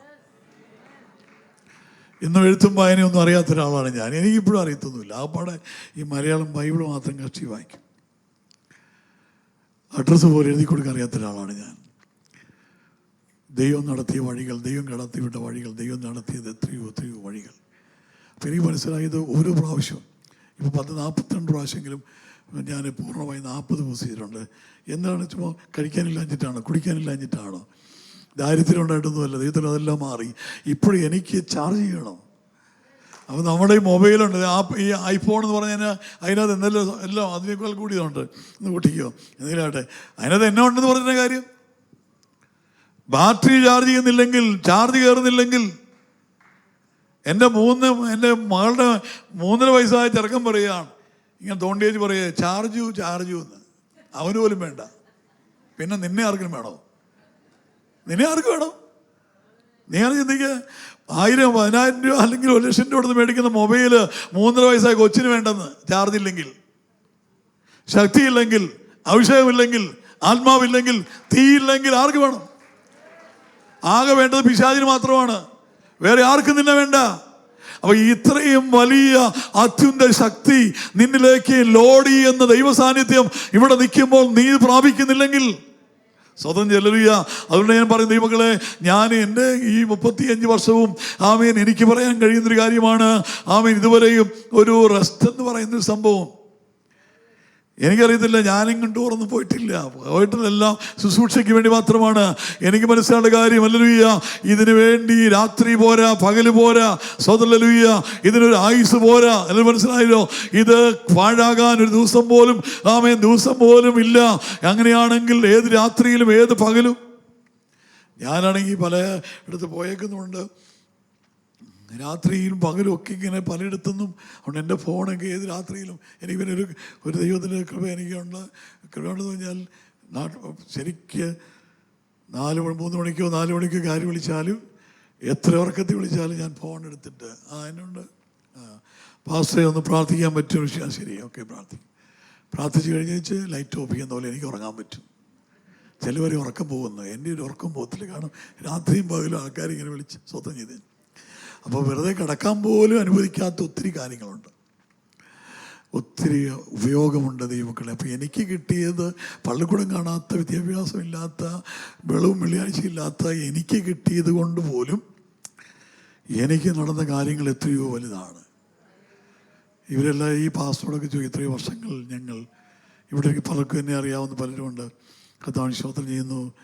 നമ്മളൊക്കെ എത്രയോ വർഷങ്ങളായി രാപകൽ ദൈവം നമുക്ക് അവസരങ്ങൾ തരുന്നു. 20% ദൈവകൃപയുണ്ടെങ്കിൽ 60% ആവശ്യക്കാരാണ്. ശക്തിയുണ്ടെങ്കിൽ, കൃപയുണ്ടെങ്കിൽ വാതിൽ തുറന്നു കിടക്കുകയാണ്. അപ്പം ഇന്ന് പകൽ നമ്മൾ ചെയ്യുന്ന എത്രയേ ഉള്ളൂ, ദൈവശക്തി പ്രാപിക്കാൻ വേണ്ടി നമ്മുടെ മനസ്സും ഹൃദയവും എല്ലാം ഒന്ന് കഴുകുകയാണ്. എന്തെങ്കിലും ഉണ്ടെങ്കിൽ ഒന്ന് ക്ലീൻ ചെയ്യുക, ഒന്ന് ശുദ്ധീകരിക്കുക. ഒരു മാറ്റത്തിന് വേണ്ടിയുള്ള സമയം മാത്രമാണ് നമ്മൾ എടുക്കുന്ന. താൻ സ്തോത്രം ചെയ്യുന്നു. 2 കാര്യം കൂടെ അന്ന് വായിച്ച തീർത്തിട്ട് വാക്യമായിട്ട്, ദ്വന്ദ്വവശം, ഭിന്നത, അസൂയ. നിങ്ങൾ ശ്രദ്ധിക്കണം, അതാണ് ഇടർച്ച വരുത്തുന്നത്. ഇടർച്ച വരാതിരിക്കുന്നത് അസാധ്യം. അത് വരുത്തുന്നവൻ അയ്യോ കഷ്ടമെന്ന് ബൈബിൾ പറയുന്നു. എന്താ പറയുക, അങ്ങനെ ചെയ്യുന്നവൻ ഒരു വലിയ തിരികല്ല് എന്ന് പറഞ്ഞാൽ അരകല്ലൊക്കെയല്ലേ ഉരുള്, അത് കെട്ടിയിട്ട് കടലിൽ താത്തുന്നതാണ്. എന്ത് ചെയ്യുന്നവനെ ദൈവം ചെയ്യുന്ന അവനെ ഇടർച്ച വരുത്തുന്നവന്, ഇടർച്ച വരാതിരിക്കുക അസാധ്യം, ഇടർച്ച വരുത്തുന്നവനെ തിരികല്ല് കെട്ടിയിട്ട് കടലിൽ താത്തി എന്ന് പറഞ്ഞാൽ ഒരിക്കലും പൊങ്ങി വരാതിരിക്കാൻ വേണ്ടി കല്ല് കെട്ടുന്നത്. അപ്പോൾ ഇടർച്ചയോ ഭിന്നതയോ പ്രശ്നമോ ഒക്കെ ഉണ്ടാക്കിയാൽ ആ രീതിയിൽ അത് കുടുംബത്തിലായാലും അത് സഭയിലായാലും ജീവിതത്തിൽ വന്നാൽ അവൻ എന്താണ്, കല്ല് കെട്ടി കടലിൽ താഴ്ന്ന പോലത്തെ പ്രശ്നമാണ്. ചിലരുടെ ദേഷ്യമാണ്, ഇവിടെ കാണ ഭിന്നതയാണ്, അതൊന്നും ആയിട്ടില്ല, ഇവിടെ ഒക്കെ ആകാൻ സാധ്യത വരുന്നുണ്ട്. ഭാവിയിൽ അങ്ങനെ ഉണ്ടാകത്തില്ല, ഇപ്പൊന്നും ഉണ്ടാകത്തില്ല. എന്നാൽ ശ്രദ്ധിക്കണം, ബൈബിൾ പറയുന്നത് അവനെ കല്ല് കെട്ടി അവനെ കടലിൽ താത്തുന്ന പോലെയാണ്. നമ്മളില്ല നിസ്സാരമായിട്ട് കാണല്ലേ, ചെറുതായിട്ട് കാണല്ലേ. അങ്ങനെയൊന്നും ഇല്ലെങ്കിൽ നിങ്ങൾ എത്രയോ ഭാഗ്യവാന്മാരാണ്. അതറിയാൻ കഴിയുന്നത് ഒരു അനുഗ്രഹമല്ലേ. അടുത്തത് വായിച്ചേ. അസൂയ, മദ്യപാനം, വെറുക്കൂത്ത്. അസൂയയെക്കുറിച്ച് കഴിഞ്ഞ ദിവസങ്ങൾക്ക് ഞാൻ പറഞ്ഞു. അസൂയ ഈ സഭകൾക്കകത്തും എല്ലാത്തിനകത്തും ഏറ്റവും കൂടുതൽ കയറി ഇറങ്ങി നിരങ്ങുന്ന ഒരു കൊടിയ പാപത്തിൻ്റെ പേര് അസൂയ. ഒരാളെ നന്മ കാണാൻ കഴിയത്തില്ല, ഒരാളുടെ ഉയർച്ച കാണാൻ കഴിയത്തില്ല, ഒരാളുടെ ഒരു ശുശ്രൂഷ പോലും കാണാൻ പറ്റത്തില്ല. എനിക്കില്ലാത്തത് മറ്റൊരുവനുണ്ടെങ്കിൽ സഹിക്കാൻ പറ്റത്തില്ല, എനിക്കില്ലാത്തത് മറ്റവനുണ്ടെങ്കിൽ അത് കാണാൻ പറ്റത്തില്ല. അങ്ങനെയൊക്കെയുള്ള അത് ചെറുതാണോ, അത് ഭയങ്കരമല്ലേ, അത് ആമേൻ സ്തോത്രം ചെയ്യുന്നു, ഒരു ഭയാനകമായ പാപമാണ്. എത്ര മനസ്സിലാകുന്നുണ്ടല്ലോ. അവിടെ ഇന്ന് പകൽ ശാന്തമായിട്ട് ആ കാര്യം മനസ്സിലാക്കണമല്ലോ. അവൻ്റെ നന്മയിൽ എനിക്ക് എന്തുകൊണ്ട് സന്തോഷിച്ചുകൂടാ? ഒരാൾ ഉയർത്തിയെങ്കിൽ അതെനിക്ക് എന്തുകൊണ്ട് സന്തോഷമായി വരുന്നില്ല? എന്തിനാ? ഉദാഹരണത്തിന് പാട്ടുപാടി ഒരു കുട്ടിയെ പാട്ടുപാടി ഇറങ്ങിയാൽ മതി. നശിപ്പിക്കാൻ വേണ്ടിയിട്ട് എന്ത് ചെയ്യണമെന്ന് ഞാൻ പറഞ്ഞുതരാം. അസൂയുള്ളവർക്ക് ഒരു പാട്ട് പാടുകയാണ്, നല്ലതായിട്ട് കൊച്ചു പാടി ഇറങ്ങി വരികയാണ്. 3 പേര് നിൽക്കണം. ഒരു ചേച്ചി അവിടെ നിൽക്കണം, മറ്റൊരു ചേച്ചി അവിടെ നിൽക്കണം, വേറൊരു ചേച്ചി വീട്ടിൽ പോയി ഇരിക്കണം. എന്നിട്ട് ഫോൺ വിളിച്ചാൽ മതി. കൊച്ചിറങ്ങി വരുമ്പോൾ ഈ ചേച്ചി ഒരു ചിരി ആക്കിയൊരു ചിരി ഇരിക്കണം. അസൂയുള്ളവർ ചെയ്യുന്ന പരിപാടിയാണ്. പാട്ട് എന്ത് പാട്ടാടി കൊച്ച ഇന്ന് പാടി, എന്നും പാടുന്ന വെക്കൂ. മറ്റേ ചേച്ചി അപ്പുറപ്പുണ്ടല്ലോ, ആ ചേച്ചി ബാക്കി ഒരു ചിരിയുണ്ട്, ആക്കിയൊരു ചിരി അരിച്ചിട്ട്. ഇത് നിങ്ങൾ വിചാരിക്കും സ്റ്റാൻഡേർഡ് ഒന്നുമില്ല, ഒരു സ്റ്റാൻഡേർഡും വേണ്ട, ഇതല്ലേ കയ്യിലിരിക്കുന്നത്. വീട്ടിൽ ചെന്ന് മറ്റേ ആൻറ്റി വിളിച്ച്, മോളെ ചർച്ചിലൊക്കെ പാട്ടൊക്കെ പാടുമ്പോൾ ഇത് സമയമെന്നൊക്കെ നീ ഓർക്കണ്ടേ. മേലാൽ അവളോട് കയറി വരത്തില്ല, അവൾ ഇടിഞ്ഞിരിക്കും. കൊന്നിരിക്കും എന്ന് പറയാം, കൊന്നുകളയാൻ പറ്റും. ആത്മീയ ജീവിതത്തിൽ ഇതെല്ലാമാണ് അത് അസൂയ എന്നൊക്കെ പറയുന്നത്. നമ്മളിത് തപ്പി നോക്കും, ഇത് എവിടെയാണ്? നോട്ടത്തിൽ, വാക്കുകളിൽ, സംസാരത്തിൽ, ഭാഷയിൽ, എല്ലാത്തിലും ഇതാണ്. അതില്ലെങ്കിൽ നിങ്ങൾ സ്വതം ചെയ്താണ്ടേ, അതില്ലെങ്കിൽ നിങ്ങൾ നല്ല ഭക്തരായ മനുഷ്യരാണ്. പക്ഷെ നരകത്തിൽ പോകാൻ വേണ്ടി വേറെ ഒരു പ്രത്യേക പാവവും വേണ്ട, അസൂയ മാത്രം മതി. നമ്മൾ വലിയ പാവം ചെയ്ത് വിഷമിക്കരുത്. മിനിമം വലിയ പാവം ചെയ്ത് വെറുതെ സമയം കളയില്ലേ, ചുമ്മാ അസൂയ മാത്രം എടുത്ത പോലെ. അതാണ്.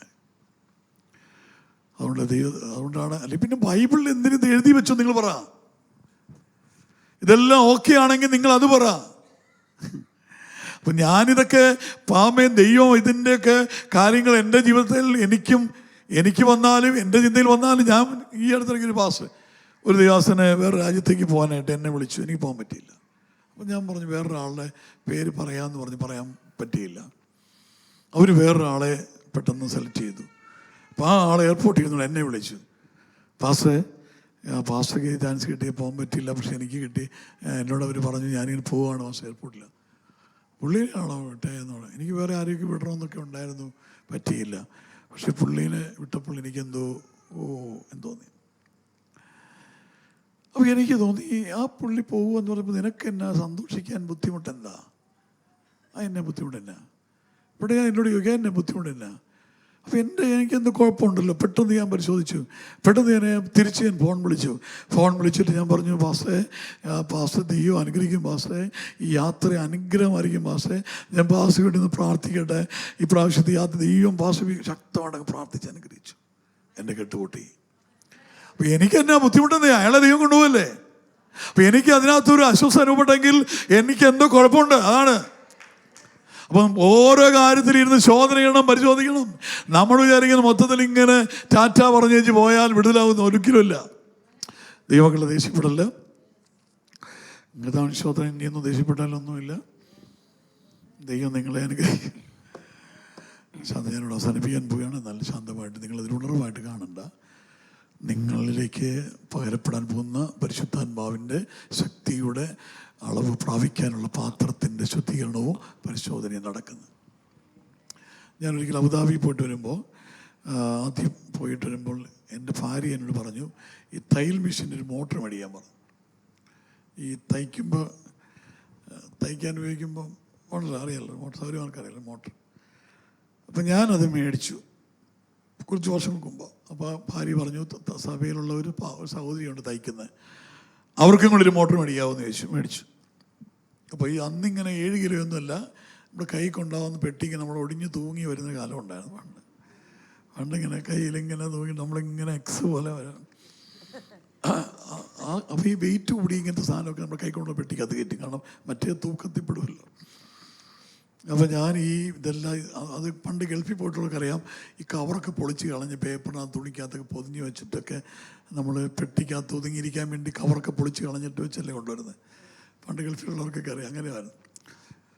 അപ്പം ഞാനിത് രണ്ടിൻ്റെയും കവറെല്ലാം പൊളിച്ച് കളഞ്ഞ് ഇത് രണ്ടും ഇങ്ങനെ പെട്ടിയുടെ മുകളിൽ വെച്ചു. അത് 2 മെഷീൻ ഇങ്ങനെ ഒരു കൈ അത്ര ഇങ്ങനെ ചുറ്റിപ്പിടിച്ചത് വലിപ്പമുള്ളൂ സാധനത്തിന്. പക്ഷേ രണ്ടും കൂടെ ഇങ്ങനെ ഇരുന്നപ്പോൾ ഒരു തോക്കിൻ്റെ രൂപത്തിലിരുന്നു. അതിങ്ങനെ സ്കാനിങ് മെഷീനകത്ത് വന്ന് കയറിയപ്പോൾ ഭയങ്കരമായിട്ട് ബ്ലീപ്പ് ശബ്ദം ഉണ്ടാക്കി. അപ്പോൾ എന്തോ ഇതൊക്കെ ഉണ്ടാക്കി പെട്ടെന്ന് എന്നെ വന്ന് പിടിച്ചു. എന്നെ പിടിച്ചുകൊണ്ട് പോയി, അതിൽ പെട്ടിയും പിടിച്ചുകൊണ്ട് പോയി, എല്ലാം കൊണ്ടുപോയി വെച്ചു. അപ്പോൾ അവർ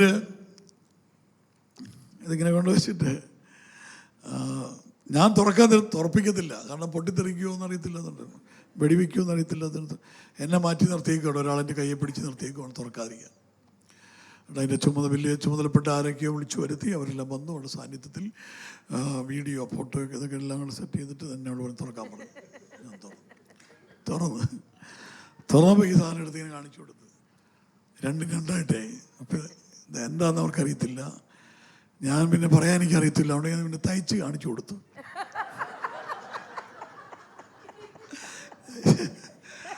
എനിക്ക് പിന്നെ അങ്ങനെ ഗുണമുണ്ട്, എവിടെ പോയി ഒന്നും പറയേണ്ട ആവശ്യമില്ല. പാസ്റ്റൊക്കെ എന്തൊക്കെ പറഞ്ഞ പോണേ, നമുക്ക് അതിൻ്റെ ആവശ്യമില്ല. പക്ഷെ അവരെന്നെ പിടിച്ചപ്പോഴും വെട്ടി മാറ്റി വെച്ചപ്പോഴും, ഈ കഴിഞ്ഞ ദിവസം തന്നെ സിംഗപ്പൂർ എയർലൈന് കയറാൻ വേണ്ടി നിൽക്കുമ്പോൾ ഒരാൾ പിടിച്ചു മാറ്റി. ചില കാണപ്പെട്ടത് മാറ്റി കൊണ്ടുകൊണ്ട് ഇവിടെ ഇട്ട് തൂക്കാൻ പറഞ്ഞു. തൂത്തു. എന്നിട്ട് കൈ പോക്കറ്റ് ഇടാൻ പറഞ്ഞു. പോക്കറ്റ് ഇട്ടു. എന്നിട്ട് വരാൻ പറഞ്ഞു. ആ ഒരു മെഷീൻ കൊണ്ട് കൈയെല്ലാം തുടച്ച് അതെല്ലാം വെച്ചിട്ട് മെഷീനകത്തോട്ട് വെച്ച്, അപ്പോൾ കമ്പ്യൂട്ടറിലേക്ക് വെച്ചു. അപ്പോൾ അതിനകത്ത് ഇങ്ങനെ ഒരു ടിക്ക് ഇങ്ങനെ വരും, ഇങ്ങനെ ഗ്രീൻ കളറിൽ ടിക്ക് വരും. ഓക്കെ എന്നുള്ളതിന് ഓക്കെ, കുഴപ്പമില്ല നമ്മൾ. അപ്പോൾ നമ്മളിങ്ങനെ നോക്കിക്കുക, നമ്മൾ ഞാനെന്താ പേടിക്കാത്തേ, ഞാനെന്താ വിറയ്ക്കാത്തേ, ഞാനെന്താ ശ്വസനാകാത്തേ? എനിക്കറിയാം ഞാൻ ആരാണെന്ന്. അവരുദ്ദേശിക്കുന്നതൊന്നും എൻ്റെ കയ്യിലില്ലെന്ന് എനിക്കറിയാം. അവർ പ്രതീക്ഷിക്കുന്നത് എൻ്റെ കയ്യിലില്ല. അവർ അറിയുന്ന പോലെ മയക്കുമരുന്നിൻ്റെ മണമാണ് അവർ പിടിക്കുന്നത്. മയക്കുമരുന്നിൻ്റെ മണം വല്ലതും ഉണ്ടെന്ന്. അവൻ നമുക്ക് പേടിയില്ല. എന്തുകൊണ്ട്? ഞാനതല്ല, ഞാൻ അങ്ങനത്തെ ആളല്ല. എനിക്കറിയാം എനിക്ക് തോക്കല്ല. എൻ്റെ കയ്യിലിരിക്കുന്ന പെട്ടി ഞാനാ കെട്ടിയിരിക്കുന്നത്. എൻ്റെ പെട്ടിക്കകത്ത് തുണിയാണെന്നും അതിൻ്റെ ഭാര്യയ്ക്കുള്ള തൈലവിഷ മോട്ടറാണെന്ന് എനിക്കറിയാം. ഞാൻ പേടിക്കുന്നില്ല, ഞാൻ അസ്വസ്ഥനാകുന്നില്ല, ഞാൻ ക്ഷീണിക്കുന്നില്ല. അപ്പം നീ ക്ഷീണിക്കുന്നെങ്കിൽ, നിന്റെ മുഖം വാടുന്നെങ്കിൽ, നീ അസ്വസ്ഥനാകുന്നെങ്കിൽ, നിനക്കൊരു സുഖമില്ലായി വരുന്നെങ്കിൽ ടെസ്റ്റ് ചെയ്യണമെന്നേ പറഞ്ഞേ. സ്വതന്ത്രമില്ല. അപ്പം എൻ്റെ ഹൃദയത്തിൽ എന്താ ഉള്ളതെന്ന് എനിക്കറിയാമല്ലോ. അതുപോലെ നമ്മുടെ എല്ലാം ജീവിതത്തിൽ ഇതാണ്. പക്ഷെ വചനത്തിന് മുമ്പിൽ അതാണ് അരിഷ്ടനും മനസ്സ് തീർന്നവനും എൻ്റെ വചനത്തിന് മുമ്പിൽ വിറയ്ക്കുന്നവനായ മനുഷ്യനെ കടാക്ഷിക്കും. ഇത് പ്രാർത്ഥനാലയമാണെന്ന്. ഇത് ദൈവമക്കൾ വന്ന് തുടർമാനമായി ആരാധിക്കുകയും പ്രാർത്ഥിക്കുകയും വചനം കേൾക്കുന്ന സ്ഥലമല്ല ഇത്. സ്വന്തം ചെല്ലറിയ ഇവിടെ ആരാധനയും പ്രാർത്ഥനയും വേണം. നശിക്കാൻ വേറെ ഒന്നും വേണ്ട. ദൈവസ്ഥലം ചെലവഴിക്കാൻ സമയമില്ലാതായ മതി. ദൈവസ്ഥനെ ചെലവഴിക്കാൻ സമയമില്ലാതായ മതി നശിക്കാൻ. ലോകം മുഴുവൻ അത് അങ്ങനെ നശിച്ചേക്കുന്നത്. സഭകളുടെ അവസ്ഥയെ പറയുന്നത്. ആരാധനയില്ല, പ്രാർത്ഥനയില്ല, ഇതെല്ലാം ഭയങ്കര ക്ഷാമമായി മാറി, ഇതെല്ലാം ഇല്ലാതായി മാറി. എന്തിനിത്ര ലക്ഷം രൂപ കൊടുത്ത് പാടുപെട്ട് ഇത് മേടിച്ച് ഇതെടുത്ത് ഇതിനകത്ത് കഷ്ടപ്പെട്ടിട്ട് നിനക്ക് പ്രാർത്ഥിക്കാൻ നേരമില്ലെങ്കിൽ, നിനക്ക് ആരാധിക്കാൻ നേരമില്ലെങ്കിൽ, വചനം വായിക്കാൻ നേരമില്ലെങ്കിൽ, പാട്ട് പാടി തീർക്കാൻ നേരമില്ലെങ്കിൽ, സ്വത്രം. മദ്യപാനം, വെറുക്കൂത്ത് മുതലായവ. മദ്യപാനം നമ്മളാരും കുടിക്കത്തില്ല. കുടിക്കത്തില്ല, കുടിക്കരുത്. വെള്ളം കുടിച്ചോണം, അല്ലെങ്കിൽ കിഡ്നിക്ക് കേടാണ്. പക്ഷേ ഇതൊക്കെ രഹസ്യമായി ചെയ്ത ആൾക്കാരും ഉണ്ടെന്നുള്ള കാര്യം സത്യമാണ്. പ്രാർത്ഥിക്കുക. ഒത്തിരി പേരുടെ ജീവിതത്തിൽ പ്രാർത്ഥനാ ജീവിതമായി വന്ന് പലരും ഹൃദയം തുറന്നപ്പോഴൊക്കെ കേട്ട കഥകളാണ് നമ്മൾ പറയുന്നത്. നമ്മുടെ ചർച്ചിൽ നമ്മുടെ അടുത്തൊരു പയ്യൻ പ്രാർത്ഥിക്കാൻ വന്നു. അതിൻ്റെ പേര് അഡ്രസ്സൊക്കെ പറഞ്ഞ് നിങ്ങൾ പിടിക്കാതെ നോക്കാൻ പറ്റുമെന്ന് എനിക്കറിയത്തില്ല. എന്നാലും പഠിക്കും. അവനോട് ഞാൻ ചോദിച്ചേ, ബീഡി വലിക്കുമെന്ന് ചോദിച്ചു. അവൻ പറഞ്ഞു, ഇല്ല അങ്കിൾ, ഞാൻ ബീഡി വലിക്കത്തില്ല. സീട്ട് വലിക്കുമെന്ന് ചോദിച്ചു. ഇല്ല അങ്കിൾ, സീട്ട് വലിക്കാം അങ്കിൾ, ബീഡി വലിക്കത്തില്ല. അപ്പോൾ ഞാൻ ചോദിച്ചു, കഞ്ചാവ് വലിക്കുമെന്ന് ചോദിച്ചു. അപ്പോൾ അവൻ പറഞ്ഞു, അങ്കിൾ കഞ്ചാവ് വലിക്കുന്നത് തെറ്റാണോ എങ്കിൽ? അപ്പം ഞാൻ ചോദിച്ചു, അതെന്താ ശരിയാണെന്ന് തോന്നാൻ കാര്യം? അങ്കിൾ അതൊരു സസ്യമല്ലേ എങ്കിൽ? അത് ഭൂമിയിൽ ദൈവം സൃഷ്ടിച്ചൊരു ചെടിയാണ്, അത് ഉണങ്ങിയതെന്നേ ഉള്ളൂ. അപ്പം ഞാൻ പറഞ്ഞു, മോനെ വിഷമിക്കേണ്ട, ദൈവം സൃഷ്ടിച്ചൊരു ചെടി ഈ പറമ്പിൽ നിൽപ്പുണ്ട്, ചൊറിയങ്കണ്ണെന്നാണ് എൻ്റെ പേര്. അതുകൊണ്ടൊന്ന് നിന്നെ ഒന്ന് വരച്ച് തേച്ച് കുളിപ്പിക്കുക. അത് വേണ്ട അങ്കിൾ, അത് നല്ല ചെടിയല്ല. അപ്പം ഞാൻ പറഞ്ഞു, പിന്നെ ഈ ചെടി മാത്രത്തിൽ നല്ലതായി നിനക്ക് തോന്നുന്നില്ല, മനസ്സിലായില്ല. ചിലരങ്ങനെയാണ് വലിയ ഇതൊന്നും നമ്മളാരും. അതുകൊണ്ടാണ് നമ്മുടെ ഒരു അച്ചായന് ഒരു നല്ല യോഗ്യന, സുന്ദരൻ, ക്ലീൻ ഷേവം, ഭയങ്കര ഇങ്ങനെ ജൂബൊക്കെ ഇട്ട് നടക്കുന്ന വെച്ചാൽ. അപ്പോൾ ഒരു ദിവസം ഞാൻ നോക്കിയപ്പോൾ കൈയുടെ ഒരു വിരലില്ല. അപ്പോൾ ഞാൻ ചോദിച്ചത് എന്ത് പറ്റിയ വെച്ചാൽ, അതൊന്നും പറയണ്ട പക്ഷേ ഞാൻ 10-15 വർഷം രക്ഷിക്കപ്പെട്ട് സ്നാനപ്പെട്ടതിന് ശേഷം മൂക്കിപ്പൊടി വലിക്കുമായിരുന്നു. മൂക്കിപ്പൊടി ജലദോഷത്തിൻ്റെ അല്ല, മറ്റേ സാധനം. പുള്ളി ഇങ്ങനെ ഭാര്യ അറിയാതെ, മക്കളറിയാതെ, പാസ്റ്റർ അറിയാതെ, സഭ അറിയാതെ അങ്ങനെ വലിച്ച് ഒരു ദിവസം പുള്ളിക്ക് ഒരു ജീപ്പുണ്ടായിരുന്നു. ആ ജീപ്പ് കഴുകാൻ വേണ്ടി എൻ്റെ ബോണറ്റൊക്കെ പൊക്കി വെച്ചിട്ട് പുള്ളി ക്ലീൻ ചെയ്തുകൊണ്ടിരിക്കുമ്പോൾ ഫ്രണ്ടിൽ നിന്നിങ്ങനെ അതിൻ്റെ ആ ഫാനൊക്കെ ഉണ്ട്, ഇങ്ങനെ എന്തോ ചെയ്തുകൊണ്ടിരിക്കുമ്പോൾ അവിടുത്തെ ഒരു 3-4 വയസ്സുള്ള ചെറുക്കൻ വണ്ടിക്കകത്ത് കയറിയിട്ട് ആ താക്കോലിട്ടൊന്ന് ഇളക്കി. വണ്ടി പെട്ടെന്ന് സ്റ്റാർട്ടായപ്പോൾ പെട്ടെന്ന് ഈ വിരലങ്ങ് മുറ്റും. അന്ന് പഴയ ജീപ്പിൻ്റെയൊക്കെ അല്ലേ കത്തി പോലെ അങ്ങ് അറ്റുപോയി. പിന്നെ പെട്ടെന്ന് ആശുപത്രിയിൽ ചെന്നപ്പോൾ അവർ പറഞ്ഞു, എന്ത് ചെയ്യുക, കഷ്ണം എന്ത് ചെയ്യുന്നു, അതെടുക്കാൻ മറന്നുപോയി. തിരിച്ച് വണ്ടി ജീപ്പ് ലൈറ്റിട്ട് വന്ന് കാക്കി എടുത്തുകൊണ്ട് പോയി. അത് കഴിഞ്ഞ് പുള്ളി പിന്നെ അതങ്ങനെ ഇങ്ങനെ ഇരിക്കുവാണ്. അപ്പോൾ ഇപ്പോഴും ആ ഒരു വെള്ളമില്ല. അപ്പോൾ പുള്ളി എപ്പോഴും ഇങ്ങനെ കാണിച്ചുകൊണ്ടിരിക്കും ഇങ്ങനെ. അപ്പം ഞാൻ ചോദിച്ചു പറഞ്ഞു, പാസ്റ്റർ ഇതൊരു കാര്യം തെളിയിക്കുന്നതാണ്. തമ്പുരാനെ കളിപ്പിച്ച് ജീവിച്ച 14 വർഷത്തിൻ്റെ ഒരു അടയാളമാണ്. സഭയെ കളിപ്പിച്ച്, പാസ്റ്ററെ കളിപ്പിച്ച്, കുടുംബത്തെ കളിപ്പിച്ച്, ഭാര്യയെ കളിപ്പിച്ച്, പലരെയും കളിപ്പിച്ച് ജീവിച്ചു. പുള്ളി പറഞ്ഞ വാക്കതിന് പറഞ്ഞേ, കളിപ്പിച്ച് ജീവിച്ച പാപത്തിൻ്റെ ഓർമ്മയാണിത്. അപ്പോൾ ചിലർക്ക് ചിലതൊന്നും ആരും അറിയത്തില്ല. പാസ്റ്റർ അറിയത്തില്ല, വിശ്വാസി അറിയത്തില്ല, ഭാര്യ അറിയത്തില്ല, ഭർത്താവ് അറിയത്തില്ല എന്ന് പറയുന്ന മദ്യപാനം മാത്രമല്ല, ജീവിതത്തിലെ പല കാര്യങ്ങളുണ്ടെന്ന്. മറപിടിക്കുന്ന, മറച്ചു വയ്ക്കുന്ന, മൂടി വയ്ക്കുന്ന, രഹസ്യത്തിൽ സൂക്ഷിക്കാൻ കഴിയുന്ന പല കാര്യങ്ങളുണ്ട്. പക്ഷേ അഗ്നിയാലയ്ക്കത്തെ കണ്ണുള്ളവൻ, ഗതി രഹസ്യങ്ങൾ അറിയുന്നവൻ, സ്വത്രം, മനസ്സിലായി. അത് പിന്നെ ഒരു അടയാളമായി, ഒരു സാക്ഷിയുമായി, സംഭവമായി, ഒരു സാഹചര്യമായി മാറുന്നതുണ്ട്. അതുകൊണ്ടാണ് എത്ര പേർക്ക് ഇത് മാറ്റത്തിന് ആവശ്യമുണ്ട്. അതുകൊണ്ട് നിങ്ങൾ ദേഷ്യപ്പെടാതെ ശാന്തമായി പരിശോധിക്കണം. അവൻ എന്തെങ്കിലും ജീവിതത്തിൽ, അതാണ് ലംഘനം മറച്ചു വെക്കുന്നവന് ശുഭം വരികയില്ല. അത് ഏറ്റുപറഞ്ഞ് ഉപേക്ഷിക്കുന്നവന് കരുണ ലഭിക്കും. മറച്ചു വെക്കുകയല്ല. ദൈവം ചോദിക്കുന്ന ചോദ്യമുണ്ട്, ആദാമേ നീ എവിടെ? ആദാമിനോട് മാത്രമല്ല 10 കുഷ്ഠരോഗികൾ സൗഖ്യമായി. അതിലൊരാൾ മടങ്ങി വന്നപ്പോൾ ദൈവം അവരോട് ചോദിക്കുക, ബാക്കി 9 പേർ എവിടെ? നന്മ പ്രാപിച്ച, ഗുണം പ്രാപിച്ച, അനുഗ്രഹം പ്രാപിച്ച, വിടുതൽ പ്രാപിച്ച, സൗഖ്യം പ്രാപിച്ച, ദൈവത്താൽ അനുഗ്രഹിക്കപ്പെട്ട വല്ലവരോട് ദൈവത്തെ ചോദിക്കുന്ന ചോദ്യമുണ്ട്, എവിടെ? ആ ചോദ്യം വരുന്നോടത്തല്ല. ദൈവം അങ്ങനെ എന്നും വന്നിട്ട് ആദാമേന്ന് എവിടെയും ചോദിക്കാറില്ലായിരുന്നു. ഒറ്റ പ്രാവശ്യം ചോദിച്ചോളൂ. ദൈവത്തിൻ്റെ സാന്നിധ്യം കൂട്ടായ്മയ്ക്ക് വേണ്ടി കാത്തിരുന്നു. അവസാനം ചോദിച്ചു, ആദാം നീ എവിടെ? അപ്പോൾ ആദാം പറഞ്ഞു, ഞാൻ എൻ്റെ ഭാര്യയ്ക്ക് ഒരു മിടിയും ടോപ്പ് ഉണ്ടാക്കിക്കൊണ്ടിരിക്കുന്നു. അതിനെ പറ്റിയെന്ന് ചോദിച്ചു. അത് പറ്റി. അപ്പോൾ ഈ മറ വരുന്നത് എപ്പോഴാണ്? ഈ മാറിയിരിക്കുന്നത് എപ്പോഴാണ്? നീ ഒളിഞ്ഞിരിക്കുന്നത് എപ്പോഴാണ്? അതാണ് ചോദിക്കുക, എവിടെയാണെന്ന്. 10 പേര് കുഷ്ഠരോഗത്തിൽ സൗഖ്യം പ്രാപിച്ചു. ദൈവം ചോദിക്കുന്നു, 9 പേരെവിടെ? അത് തന്നെ നിങ്ങൾ ഓർക്കണം. ദൈവം നമ്മോട് സംസാരിക്കുന്നൊരു ചോദ്യമാണത്. ആമേൻ, ഹാമേൻ. കഥാവിന് സ്തോത്രം ചെയ്യുന്നു. കായിനോട് ദൈവം ചോദിച്ചു, ഹാബേൽ എവിടെ? അപ്പൊ നീ മൂടി വെക്കുന്ന മറയ്ക്കുന്ന കാര്യങ്ങളെല്ലാം ദൈവം കണ്ടത് തന്നെയാണ്. സ്തോത്രം ചെയ്താണ്. ഹല്ലേലൂയ. കർത്താവിന് സ്തോത്രം ചെയ്യുന്നു. ഹല്ലേലൂയ. അതുകൊണ്ട് മറയിൽ മറച്ചിരിക്കുന്ന ഒന്നും മുന്നോട്ട് പോകത്തില്ല. പറഞ്ഞു വരുന്നത് ശക്തിക്ക് തടസ്സമായി, നിറവിന് തടസ്സമായി, അഭിഷേകത്തിന് തടസ്സമായി, ആത്മാവിൽ ഉപയോഗിക്കുന്ന തടസ്സമായി ഇതെല്ലാം ഉണ്ട്. ഇതില്ലെങ്കിൽ നിറഞ്ഞിരിക്കുമെന്നാണ് ഈ പറഞ്ഞു വരുന്നത്. ആമേ, സാക്ഷിയാകുന്നത് നിറവിലാണ്.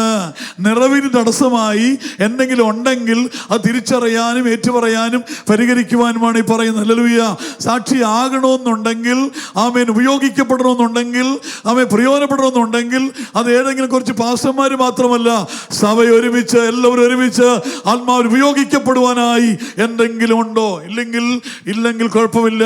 ഇല്ലെങ്കിൽ നിങ്ങൾ നിറവിലാണ്, ശക്തിയിലാണ്, ബലത്തിലാണ്, ജ്വലിക്കുന്നവരാണ്. കൃപ ഇല്ലെങ്കിൽ, ശക്തി കുറവാണെങ്കിൽ, ബലം ഇല്ലെങ്കിൽ പരിശോധിച്ചേ മതിയാകൂ. സ്വതം. ഹല്ലേലൂയ. എല്ലാവരും പ്രാർത്ഥിച്ചുകൊണ്ടിരുന്നാണ്. ഹല്ലേലൂയ. അപ്പോൾ എനിക്ക് ജ്വലിക്കാൻ ഒക്കുന്നില്ലെങ്കിൽ, എനിക്ക് ഉപയോഗിക്കപ്പെടാൻ പറ്റുന്നില്ലെങ്കിൽ, എനിക്ക് ശോഭിക്കാൻ ഒക്കുന്നില്ലെങ്കിൽ, എനിക്ക് വീര്യത്തോടെ നിൽക്കാൻ ഒക്കുന്നില്ലെങ്കിൽ, എൻ്റെ മേൽ ശക്തിയുടെ അളവ് കുറഞ്ഞിട്ടുണ്ട്, അല്ലെങ്കിൽ അത് ലഭിക്കുന്നില്ല, അല്ലെങ്കിൽ അത് മുടങ്ങിയിട്ടുണ്ട്. അത് മുടങ്ങിയിട്ടുണ്ടെങ്കിൽ അതെന്തുകൊണ്ട് മുടങ്ങി? അതാണ്. ഈ വക പ്രവർത്തിക്കുന്നവർ ദൈവരാജ്യം അവകാശമാക്കിയില്ലെന്ന് ഞാൻ മുമ്പേ പറഞ്ഞതുപോലെ തന്നെ ഇപ്പോഴും നിങ്ങളോട് വീണ്ടും എനിക്ക് പറയേണ്ടി വന്നു എന്നാണ് പൗലോസ് പറയുന്നത്. വീണ്ടും എന്നോട് പറയിപ്പിച്ചെന്നുണ്ടാണ്. അതാണ് ഇതിനടുത്തതാണ് ആത്മാവിന്റെ ഫലമോ. ആത്മാവിന്റെ ഫലങ്ങളല്ല, ഫലമാണ്. അതൊന്നായിട്ടാണ്, ഓരോന്നല്ല. ജഡത്തിന്റെ പ്രതിയിൽ ഓരോന്ന് പറഞ്ഞെങ്കിൽ ആത്മാവിന്റെ ഫലമാണ്. അതെന്തൊക്കെയാണ്? സ്നേഹം, സന്തോഷം, സമാധാനം. പരിശുദ്ധാത്മാവോ ദൈവശക്തിയോ എന്നിലുണ്ടെങ്കിൽ എനിക്ക് എന്തെല്ലാം ഉണ്ട്? സ്നേഹമുണ്ട്, സന്തോഷമുണ്ട്, സമാധാനമുണ്ട്, ദീർഘക്ഷമയുണ്ട്, ദയയുണ്ട്, പരോപകാരമുണ്ട്, വിശ്വസ്തതയുണ്ട്, സൗമ്യതയുണ്ട്, ഇന്ദ്രിയജയമുണ്ട്. ഈ വകയ്ക്ക് വിരോധമായി ഒരു ന്യായപ്രമാണവുമില്ല. ഇന്ദ്രിയം എന്ന് പറയുന്നതാണ് 5 ഇന്ദ്രിയങ്ങളാണ്, പഞ്ചേന്ദ്രിയങ്ങൾ. ഒന്ന് മൂക്ക്, നാക്ക് കൊണ്ട് പാപം ചെയ്യുന്ന, അതാണ് നാവ് കൊണ്ട് പാപം ചെയ്യാതിരിപ്പാൻ. കണ്ണുകൊണ്ട് പാപം, നാക്കുകൊണ്ട് പാപം, കൈ കൊണ്ട് പാപം, കഥാനുശോധനം, ഹൃദയം കൊണ്ട് പാപം, എല്ലാ പാപങ്ങളും. അതുകൊണ്ടാണ് പറയുന്നത് കഥാനുശോധന ആത്മാവിൻ്റെ ഫലം ഇന്ദ്രിയങ്ങളെ ജയിക്കാൻ പറ്റണം. ചില പറഞ്ഞ് 2 ദിവസത്തേക്കാണ് ഇതിന് ജയമുള്ളൂ. എന്നെക്കൊണ്ടൊന്നും പറയിപ്പിക്കില്ല. ഞാൻ 2 ദിവസം ഉപവാസത്തിലിരിക്കുക. ഉപവാസമല്ലാതെ ഞാനിപ്പം ഉപവാസത്തിൽ ഇങ്ങനെ ബ്രേക്ക് ഇട്ട് പിടിച്ച് ഇന്ദ്രിയങ്ങളൊക്കെ ബ്ലോക്ക് ചെയ്ത് വെച്ചേക്കുന്നവരുണ്ട്. കഥാനുശോധനം അങ്ങനെയല്ല. ഇത് ജീവിതത്തിൽ അതാണ് ഇന്ദ്രിയത്തെ 10 ദിവസം പറഞ്ഞു. ഇന്ദ്രിയത്തിൽ സ്ഥിരതയോട് ഭക്തി എന്നാണ്. അപ്പോൾ ഇത് സ്ഥിരത ആവശ്യമാണ്. ഒന്ന് ഏൽപ്പിച്ചു കൊടുത്തേ. കഥാനുശോധന ദൈവങ്ങൾ ഇതൊരു ഉണർവിൻ്റെ ആയിട്ട് നിങ്ങൾക്ക് തോന്നില്ലെങ്കിലും ശരിക്കും ഉണർവ് ഇതിലൂടെയൊക്കെയാണ് വരുന്നത്.